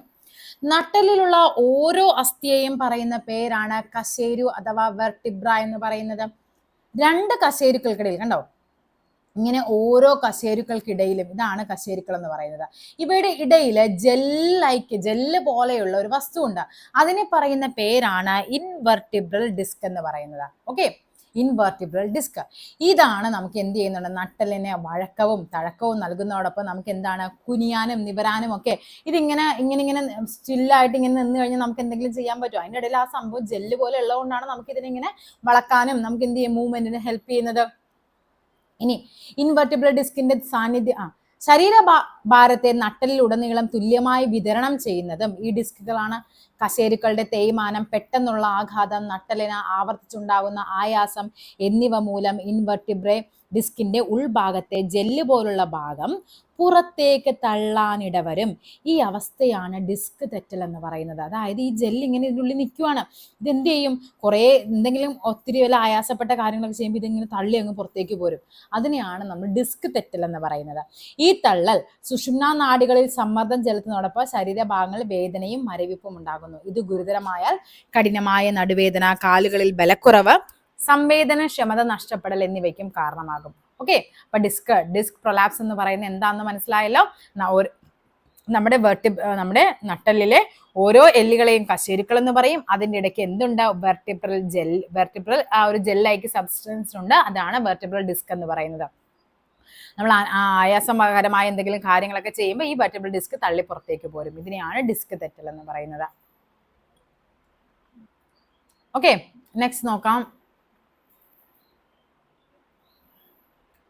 ഓക്കെ, മെഡിക്കൽ ഇമേജിംഗ് ടെക്നോളജിയാണ്. കുറച്ച് കാര്യങ്ങൾ നിങ്ങൾക്ക് ഇവിടെ പഠിക്കാനുള്ളത്. നമുക്കറിയാം ഒടിവൊക്കെ സംഭവിക്കുമ്പോൾ നമ്മൾ എന്ത് ചെയ്യും? നേരെ പോയിട്ട് ആദ്യം എടുക്കുന്ന എന്തായിരിക്കും? എക്സ്റേ എടുക്കും അല്ലെ.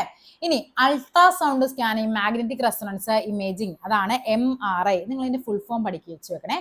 ഒരു വട്ടം ചോദിച്ചിട്ടുള്ളതാണ്. MRI എന്ന് പറയുന്നത് എന്താണ്? മാഗ്നറ്റിക് റെസൊണൻസ് ഇമേജിംഗ്, MRIയുടെ ഫുൾ ഫോം. ഇനി കമ്പ്യൂട്ടർ ടോമോഗ്രഫി, CT സ്കാൻ നമ്മൾ എപ്പോഴും പറയുന്നതായിരിക്കും അല്ലെ, കേട്ട് പരിചയമുള്ളതായിരിക്കും. CT സ്കാൻ ചെയ്യാൻ പറഞ്ഞു എന്നൊക്കെ പറഞ്ഞു. എന്താണത്? കമ്പ്യൂട്ടർ ടോമോഗ്രഫി, അതാണ് അതിന്റെ ഫുൾ ഫോം. എന്നിവ രോഗനിർണയത്തിലുള്ള ആധുനിക സാങ്കേതിക വിദ്യകളാണ്. കാര്യമായിട്ടൊന്നും ജസ്റ്റ് ഫുൾ ഫോം പറയാൻ വേണ്ടി പറഞ്ഞു എന്നേ ഉള്ളൂ. ഫോസിലുകളുടെയും അസ്ഥികളുടെയും ജീവപരിണാമ പാതയാണ് നമ്മളിനി പറയാൻ വേണ്ടി പോകുന്നത്. അസ്ഥികളും പരിണാമവും. ഇന്ന് കാണപ്പെടുന്ന ജീവികളെല്ലാം ക്രമാനുഗതമായി പരിണമിച്ചു വന്നതാണ് എന്ന ശാസ്ത്രീയ ആശയത്തിന് ജീവികളിലെ ചട്ടക്കൂടുകളെ പറ്റിയുള്ള പഠനം നിരവധി തെളിവുകൾ നൽകുന്നുണ്ട്. ജെല്ലി ഫിഷ്, മണ്ണിര തുടങ്ങിയ ജീവികളിലെ ചലനത്തിന് ഹൈഡ്രോസ്കെൽട്ടൻ സഹായിക്കുന്നു. ഈ ജീവികൾക്കൊപ്പം ക്രമേണ എന്തുണ്ടായിട്ടുണ്ട്? ബാഹ്യാസ്ഥികൂടമുള്ള ഞണ്ട്, കക്ക പോലുള്ള ജീവികൾ പ്രത്യക്ഷപ്പെട്ടു. പിൽക്കാലത്ത് ആന്തരാസ്ഥികൂടമുള്ള ജീവികൾ ഉരുത്തിരിഞ്ഞു. ആന്തരാസ്ഥികൂടങ്ങൾ കൂടുതൽ വഴക്കവും ചലനശേഷിയും നൽകുകയും വലിപ്പമുള്ള ശരീരത്തെ താങ്ങി നിർത്തുകയും ചെയ്യുന്നു. ഇരുകാലിലുള്ള നടത്തം ആരംഭിച്ചത് മനുഷ്യപരിണാമത്തിലെ സുപ്രധാന ഘട്ടമാണ്. ഓക്കെ, അപ്പൊ എന്താണ്? ഹൈഡ്രോസ്കെൽട്ടൻ വെച്ചാണ് തുടങ്ങുന്നതെന്നാണ് പറയുന്നത്. അസ്ഥികളിൽ നിന്ന് ജീവചരിത്രം. കോടിക്കണക്കിന് വർഷങ്ങൾ കൊണ്ട് ഭൂമിയിലെ ജീവന്റെ വൈവിധ്യം രൂപപ്പെട്ടതിനെ കുറിച്ച് സമഗ്രമായ വിശദീകരണം നൽകുന്ന ശാസ്ത്ര ആശയമാണ് ജീവപരിണാമം. ജനിതക ശാസ്ത്രം, ഭ്രൂണശാസ്ത്രം, പാലിയന്റോളജി അഥവാ ഫോസിൽ പഠനം എന്നിവ ഉൾപ്പെടുന്ന വിവിധ മേഖലകളിൽ നിന്നുള്ള ധാരാളം തെളിവുകളിലൂടെയാണ് ജീവപരിണാമ ചിത്രം നിർമ്മിച്ചിരിക്കുന്നത്. ഫോസിലുകളുടെ പഠനം ഭൂതകാലത്തിലേക്ക് വെളിച്ചം വീശുന്ന ഫലവത്തായ പഠനമാർഗമാണ്. ലളിതമായ ബാക്ടീരിയ മുതൽ സങ്കീർണ ഘടനയുള്ള ദിനോസറുകളും സസ്തനികളും ഉൾപ്പെടെയുള്ളവയുടെ ഫോസിലുകളുടെ പഠനം ജീവന്റെ ചലനാത്മക സ്വഭാവത്തിന്റെ കഥ പറയുന്നു. എല്ലാ ജീവജാലങ്ങളും പരിണാമപരമായ പരസ്പര ബന്ധത്തെ അനുമാനത്തിനോ ഊഹത്തിനോ നമുക്ക് കാര്യമായിട്ടൊന്നും പറയാനില്ല. ജസ്റ്റ് നമുക്ക് പറയാനുള്ളത് ഇവിടെയാണ്. പുരാതനമായ അസ്ഥികഷ്ണത്തിൽ നിന്ന് DNA വേർതിരിച്ചെടുത്ത് വിശകലനം ചെയ്തതിലൂടെ പൂർവിക ജീവികളും ആധുനിക മനുഷ്യരും തമ്മിലുള്ള ജനിതക സാമ്യ വ്യത്യാസങ്ങളെ കുറിച്ച് നിർണായകമായ കണ്ടെത്തലുകളാണ് സാൻഡോ പാബോ എന്ന സ്വീഡിഷ് പരിണാമ ജനിതക ശാസ്ത്രജ്ഞൻ നടത്തിയത്. അതിന് അദ്ദേഹത്തിന് നൊബൽ പ്രൈസ് ലഭിച്ചിട്ടുണ്ട്. 2022 നൊബൽ പ്രൈസ് സാൻഡോ പാബോ നമ്മൾ പഠിക്കുന്നതാണ്. അപ്പൊ എന്താണ് അദ്ദേഹത്തിന്റെ പ്രവർത്തനം എന്ന് പറയുന്നത്? പുരാതനമായ അസ്ഥികഷ്ണത്തിൽ നിന്ന് DNA വേർതിരിച്ചെടുത്തുള്ളതാണ്. സ്വീഡിഷ് ശാസ്ത്രജ്ഞനാണ്. ആധുനിക ശാസ്ത്ര സാങ്കേതിക അദ്ദേഹം പറയുന്നതാണ് പാലിയോജീനോമിക്സ് എന്ന ശാസ്ത്രശാഖയ്ക്ക് അടിത്തറയിട്ടതാരാണ്? സാൻഡോ പാബോയാണ്. വംശനാശം സംഭവിച്ച ഹോമിനിഡുകളുടെ ജീനോമിനെ കുറിച്ചും മനുഷ്യപരിണാമത്തെക്കുറിച്ചുള്ള നൂതന കണ്ടെത്തലുകളിലാണ് അദ്ദേഹത്തിന് 2022 എന്ത് ലഭിക്കുന്നത്? നൊബൽ പ്രൈസ് സാൻഡോ പാബോയ്ക്ക് ലഭിക്കുന്നത്. അപ്പൊ നമ്മുടെ മനുഷ്യരുടെ ചലനം കഴിഞ്ഞു. ഇനി എന്താണ്? സസ്യങ്ങളുടെ ചലനം കൂടി കഴിഞ്ഞാൽ ഈ ഒരു ചാപ്റ്റർ തീരും. അപ്പൊ സസ്യങ്ങളുടെ ചലനം എന്ന് പറയുന്നത്, സസ്യങ്ങൾ പല ടൈപ്പിലാണ് ചലിക്കുന്നത്. നോക്കിക്കേ, ഇതെന്താണ്? നമ്മൾ എന്തെങ്കിലും ഒരു വള്ളിച്ചെടിക്ക് നമ്മളൊരു താങ്ങ് കൊടുത്താൽ അത് അതിനെ പറ്റി ചലിച്ചു പോകും. ഇതെന്താണ്? ഇതതിന് നമുക്ക് എന്താണ്? നല്ലൊരു വെട്ടം കൊടുത്തു കഴിഞ്ഞാൽ അത് ആ വെട്ടത്തിലേക്ക് വളർന്നു വരും അല്ലെ? സൂര്യപ്രകാശം കിട്ടുന്നിടത്തേക്ക് ആ ചെടി വളർന്നു പോകുന്നുണ്ട്. ഇത് തൊട്ടാവാടിയാണ് പറഞ്ഞത് അല്ലേ? എന്താണ്? അതിനെ തൊട്ട് കഴിയുമ്പോഴേക്കും അത് പെട്ടെന്ന് അങ്ങ് ചുരുങ്ങിപ്പോകും. അപ്പൊ നമ്മൾ സസ്യങ്ങളുടെ ചലനം എന്ന് പറയുന്നത് 2 ടൈപ്പാണ്. സസ്യങ്ങളുടെ ചലനം പറയുന്നത് അതിലൊന്നാമതാണ് ട്രോപ്പിക ചലനം. എന്തെങ്കിലും ഒരു ഉദ്ദീപനങ്ങൾക്കനുസരിച്ച് ചലിക്കുന്നതിനെയാണ് ട്രോപ്പിക മൂവ്മെന്റ് എന്ന് പറയുന്നത്. നാസ്റ്റിക് മൂവ്മെന്റ് എന്ന് പറഞ്ഞാൽ എന്താണ്? ഒരു ഉദ്ദീപന ദിശയ്ക്ക് അനുസരിച്ചല്ലാതെയുള്ള ചലനം. ഇപ്പൊ നമുക്കറിയാം, ഈ തൊട്ടാവാടി ഇങ്ങനെ നിൽക്കുവാണ്. ഞാൻ പോയി ഇവിടെ പോയി തൊട്ടു എന്ന് പറഞ്ഞ് എല്ലാം കൂടി ഇങ്ങോട്ടേക്കാണോ ചുരുങ്ങി വരുന്നത്? അല്ല, അതങ്ങ് പെട്ടെന്ന് അങ്ങ് ചുരുങ്ങിപ്പോകും. അത് ഞാൻ എന്ത് ഉദ്ദീപനമാണോ അവിടെ കൊടുത്തത് അതിനെ ബേസ് ചെയ്തല്ല ചലിക്കുന്നത്. അപ്പൊ നാസ്റ്റിക ചലനത്തിന് ഉദാഹരണമാണ് നമ്മുടെ തൊട്ടാവാടി. ഇമ്പോർട്ടന്റ് ആണ്, പഠിച്ചു വെക്കുക. നാസ്റ്റിക് മൂവ്മെന്റിന്റെ എക്സാമ്പിൾ ആണ് തൊട്ടാവാടി. ഇനി ട്രോപ്പിക ചലനം എന്ന് പറയുന്നത് എന്തെങ്കിലും ഒരു ഉദ്ദീപനം നമ്മൾ കൊടുക്കുമ്പോൾ അതിന്റെ പോസിറ്റീവ് ആയിട്ടോ അല്ലെങ്കിൽ നെഗറ്റീവ് ആയിട്ടോ ചലിക്കും. അതായത് ഉണ്ടോ, ഇതാണ് പ്രകാശ ട്രോപ്പിക് ചലനം, ഫോട്ടോട്രോപ്പിക് മൂവ്മെന്റ് എന്ന് പറയും. അതായത് ഞാൻ എന്ത് ചെയ്തു? ഇവിടെ കൊണ്ടുവന്നൊരു ചെടി വെച്ചു. ഇവിടെ നിന്നാണ് വെട്ടം വരുന്നത്. ഒരു ജനലിന്റെ സൈഡിലൊക്കെ കൊണ്ടുപോയി ചെടി വെച്ച് ആ ജനലിന്റെ വെട്ടം വരുന്ന ഭാഗത്തേക്ക് പണ്ട് സ്കൂളുകളിലൊക്കെ നമ്മളെ കൊണ്ട് ഈ പരീക്ഷണമൊക്കെ ചെയ്യിപ്പിച്ചിട്ടുണ്ടാകും. പയറിന്റെ വിത്തൊക്കെ കൊണ്ട് മുളപ്പിച്ചിരിച്ചിട്ട് പറയും ജനലിന്റെ സൈഡിൽ കൊണ്ട് വെക്കാനൊക്കെ ആയിട്ട് ഞങ്ങളെ കൊണ്ട് ചെയ്യിപ്പിച്ചിട്ടുണ്ട്. അപ്പൊ നോക്കിക്കേ, ഇതാണ് പ്രകാശ ട്രോപ്പിക ചലനം എന്ന് പറയുന്നത്. അതായത് ഇത് എന്ത് ചെയ്യുന്നുണ്ട്? ഈ പ്രകാശത്തിനനുസരിച്ച് എന്ത് ചെയ്യുന്നുണ്ട്? ഇത് മൂവ്മെന്റ് സംഭവിക്കും. ഇനി നോക്കിക്കേ, അപ്പൊ പ്രകാശ ട്രോപ്പിക് ചലനത്തില് ഉദ്ദീപനം എന്ന് പറയുന്നത് എന്താണ്? അവിടെ പ്രകാശമാണ് അല്ലെ? പ്രകാശമാണ് അവിടുത്തെ ഉദ്ദീപനം. കാണ്ഡത്തിന്റെ ദിശ, കാണ്ഡം എങ്ങോട്ടായിരിക്കും ചലിക്കുന്നത്? അത് പോസിറ്റീവ് മൂവ്മെന്റ് എന്ന് പറയും. കാണ്ഡം ചലിക്കുന്നത് പ്രകാശത്തിനനുസരിച്ചാണ്. എവിടെ നിന്നാണോ പ്രകാശം വരുന്നത് അങ്ങോട്ടേക്കാണ് കാണ്ഡം ചലിക്കുന്നത്. ഇനി വേരെന്താണ്? ഇവിടെ നിന്ന് പ്രകാശം വരുന്നു എന്ന് പറഞ്ഞ് വേര് മുളച്ച് പുറത്തേക്കാണോ വരുന്നത്? അല്ല, വേര് അതിന്റെ ഓപ്പോസിറ്റ് ആണ് ചലിക്കുന്നത്. അപ്പൊ വേരിന്റെ ചലന ദിശ എന്താണ്? അതൊരു നെഗറ്റീവ് മൂവ്മെന്റ് ആണ്. ഇത് ഒരു വട്ടം സ്റ്റേറ്റ്മെന്റ് ആയിട്ട് ചോദിച്ചിട്ടുള്ളതാണ്. നെക്സ്റ്റ്, ഭൂഗുരുത്വ ട്രോപ്പിക ചലനം എന്താണ്? ഇങ്ങനെ ഒരു ഫിഗർ എന്ന് നമുക്കറിയാം, ഭൂഗുരുത്വാകർഷണ ബലം, അതായത് ഭൂമി ഇങ്ങോട്ടേക്കാണ് വലിക്കുന്നത്. അതനുസരിച്ചാണ് എന്ത് ചെയ്യുന്നത്, ഈ പറയുന്ന വേര് സഞ്ചരിക്കുന്നത്. ഭൂഗുരുത്വത്തിൽ ഇവിടുത്തെ എന്താണ്, ഗ്രാവിറ്റേഷൻ ഫോഴ്സ് ആണ് അല്ലെ, ഭൂഗുരുത്വ ബലമാണ് ഇവിടുത്തെ ഉദ്ദീപനം എന്ന് പറയുന്നത്.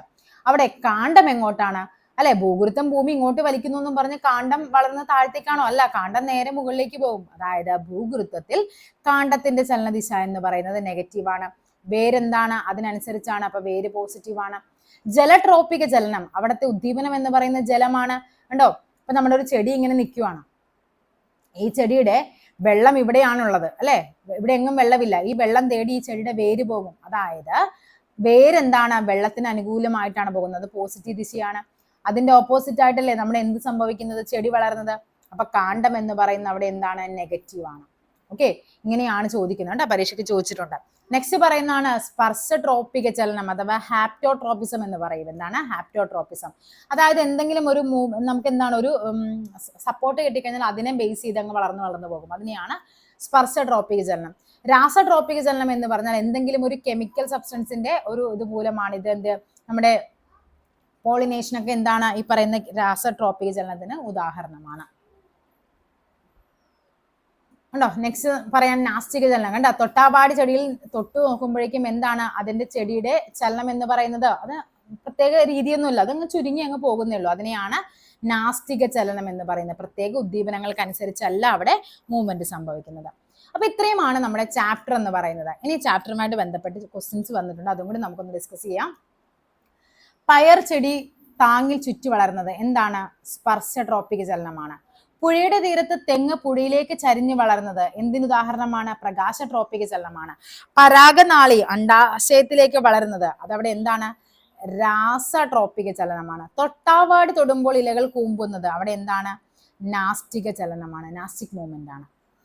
ചുവടെ നൽകിയിരിക്കുന്ന പ്രസ്താവന ഏത് രോഗത്തെയാണ് സൂചിപ്പിക്കുന്നതെന്ന്, ശരീരത്തിന്റെ പ്രതിരോധ ശക്തി നൽകുന്ന ചില കോശങ്ങൾ ചിലരിൽ തരുണാസ്ഥിയെയും അതേപോലെ തന്നെ എന്താണ് നമ്മുടെ സൈനോവിൽ സ്ഥലത്തെയും നശിപ്പിച്ചേക്കാം. ഈ ക്വസ്റ്റ്യൻ പഠിച്ചു വെക്കണേ, ഇങ്ങനെ തന്നെ ചോദിക്കാം കണ്ടോ, ഇങ്ങനെ തന്നെ ചോദിക്കാം. ഇത് ഏതോ അവസ്ഥയായിരുന്നു നമ്മൾ പറഞ്ഞത്, റുമാറ്റിഡ് ആർത്രൈറ്റിസ് നമ്മൾ പറഞ്ഞതല്ലേ. ഇനി നെക്സ്റ്റ് നോക്കാം. ചുവടെ തന്നിരിക്കുന്ന സവിശേഷത പേശി ഏതെന്ന് തിരിച്ചറിയാനാ പറഞ്ഞിരിക്കുന്നത്. എന്താണ്, ഒറ്റ മർമ്മമുള്ളവ. സ്പിൻഡിലാകൃതി നമ്മൾ പറഞ്ഞു എന്താണ്, മിനുസ പേശിയാണ് സ്പിൻഡിലാകൃതിയിലുള്ളത്. മിനുസ പേശി അഥവാ മൃദുല പേശി എന്ന് പറയും. ഓക്കെ, നമ്മുടെ ഓപ്ഷൻ അനുസരിച്ച് എഴുതുക. നെക്സ്റ്റ് XYZ എന്നിങ്ങനെ സൂചിപ്പിച്ചിരിക്കുന്ന അസ്ഥികളുടെ ചിത്രങ്ങൾ നിരീക്ഷിച്ച് അവ ശരിയായി വരുന്ന ഉത്തരം തിരഞ്ഞെടുക്കാനാണ്. ഇവിടെ എന്താണ് ഇത് തന്നിരിക്കുന്നത്, എന്തായിരുന്നു, ഇത് തെന്നി നീങ്ങുന്ന സന്ധിയാണ്. ഇതെന്താണ്, കയ്യിലേയും കാലിലേക്ക് വിജാഗിരി സന്ധിയാണ്. ഇതെന്താണ്, ഇത് കഴുത്തിൽ വരുന്നത് കീലസന്ധിയാണ്. ഇനി അസുഖമാണ് പറഞ്ഞിരിക്കുന്നത്. ഉളുക്ക് നമ്മൾ പറഞ്ഞു, ലിഗമെന്റ് വലിയുകയോ പൊട്ടുകയോ ചെയ്യുമ്പോഴാണ് ഉളുക്ക. ഈ ക്വസ്റ്റ്യൻ ഇമ്പോർട്ടന്റ് ആണ്, നിങ്ങൾ ഇങ്ങനെ തന്നെ പഠിച്ചു വെക്കുക. ഇങ്ങനെ തന്നെ ചിലപ്പോൾ ഈ പരീക്ഷയ്ക്ക് നമുക്ക് ഈ ഒരു ക്വസ്റ്റ്യൻ പ്രതീക്ഷിക്കാനായിട്ട് പറ്റും. ഓസ്റ്റിയോപോറോസിസ് എന്താണ്, ഓസ്റ്റിയോപോറോസിസ് പോർസ് ഉണ്ടാവുന്നു എന്ന് നമ്മൾ പഠിച്ചു അല്ലേ. അപ്പൊ നമുക്ക് നോക്കാം എന്താണ്, പ്രോട്ടീൻ, കാൽഷ്യം, വൈറ്റമിൻ ഡിയുടെ എന്നിവയുടെ അഭാവം മൂലം അതിൽ പോർസ് ഉണ്ടാകുന്നതാണ്. റുമാറ്റിഡ് ആർത്രൈറ്റിസ് എന്താണ്, പ്രതിരോധ ശക്തി നൽകുന്ന കോശങ്ങൾ തരുണാസ്ഥിയിൽ ഉണ്ടാക്കുന്ന നാശമാണ് റുമാറ്റോയിഡ് ആർത്രൈറ്റിസ് എന്ന് പറയുന്നത്. പേശിക്ഷയം ഏതാണ്, ജീനുകളിൽ ഉണ്ടാകുന്ന മാറ്റമാണ്. അപ്പൊ ആൻസർ ആയിട്ട് വരേണ്ടത് P3 ഉള്ളത് ഏതാണ്, ഓപ്ഷൻ ഡി ആണ് ആൻസർ എന്ന് പറയുന്നത്. Q എന്ന് പറയുന്നത് 4 ആണ്, R എന്ന് പറയുന്നത് 1 ആണ്, S എന്ന് പറയുന്നത് 2 ആണ്. ഓക്കെ, അപ്പൊ ഇത്രയുമാണ് നമുക്ക് ചിത്രം വരച്ച. അപ്പൊ ഈ ഒരു ക്വസ്റ്റ്യൻ ഒക്കെ നന്നായിട്ട് പഠിക്കുക. അപ്പൊ ഇത്രയുമാണ് ഈ ഒരു ചാപ്റ്റർ. നെക്സ്റ്റ് വരുന്നത് പ്രത്യുൽപാദന ആരോഗ്യമാണ്, നല്ലൊരു ചാപ്റ്റർ ആണ്. അപ്പൊ എന്ത് ചെയ്യുക, നമുക്ക് അടുത്തൊരു ടോപ്പിക്കുമായി വീണ്ടും കാണാം. Thank you.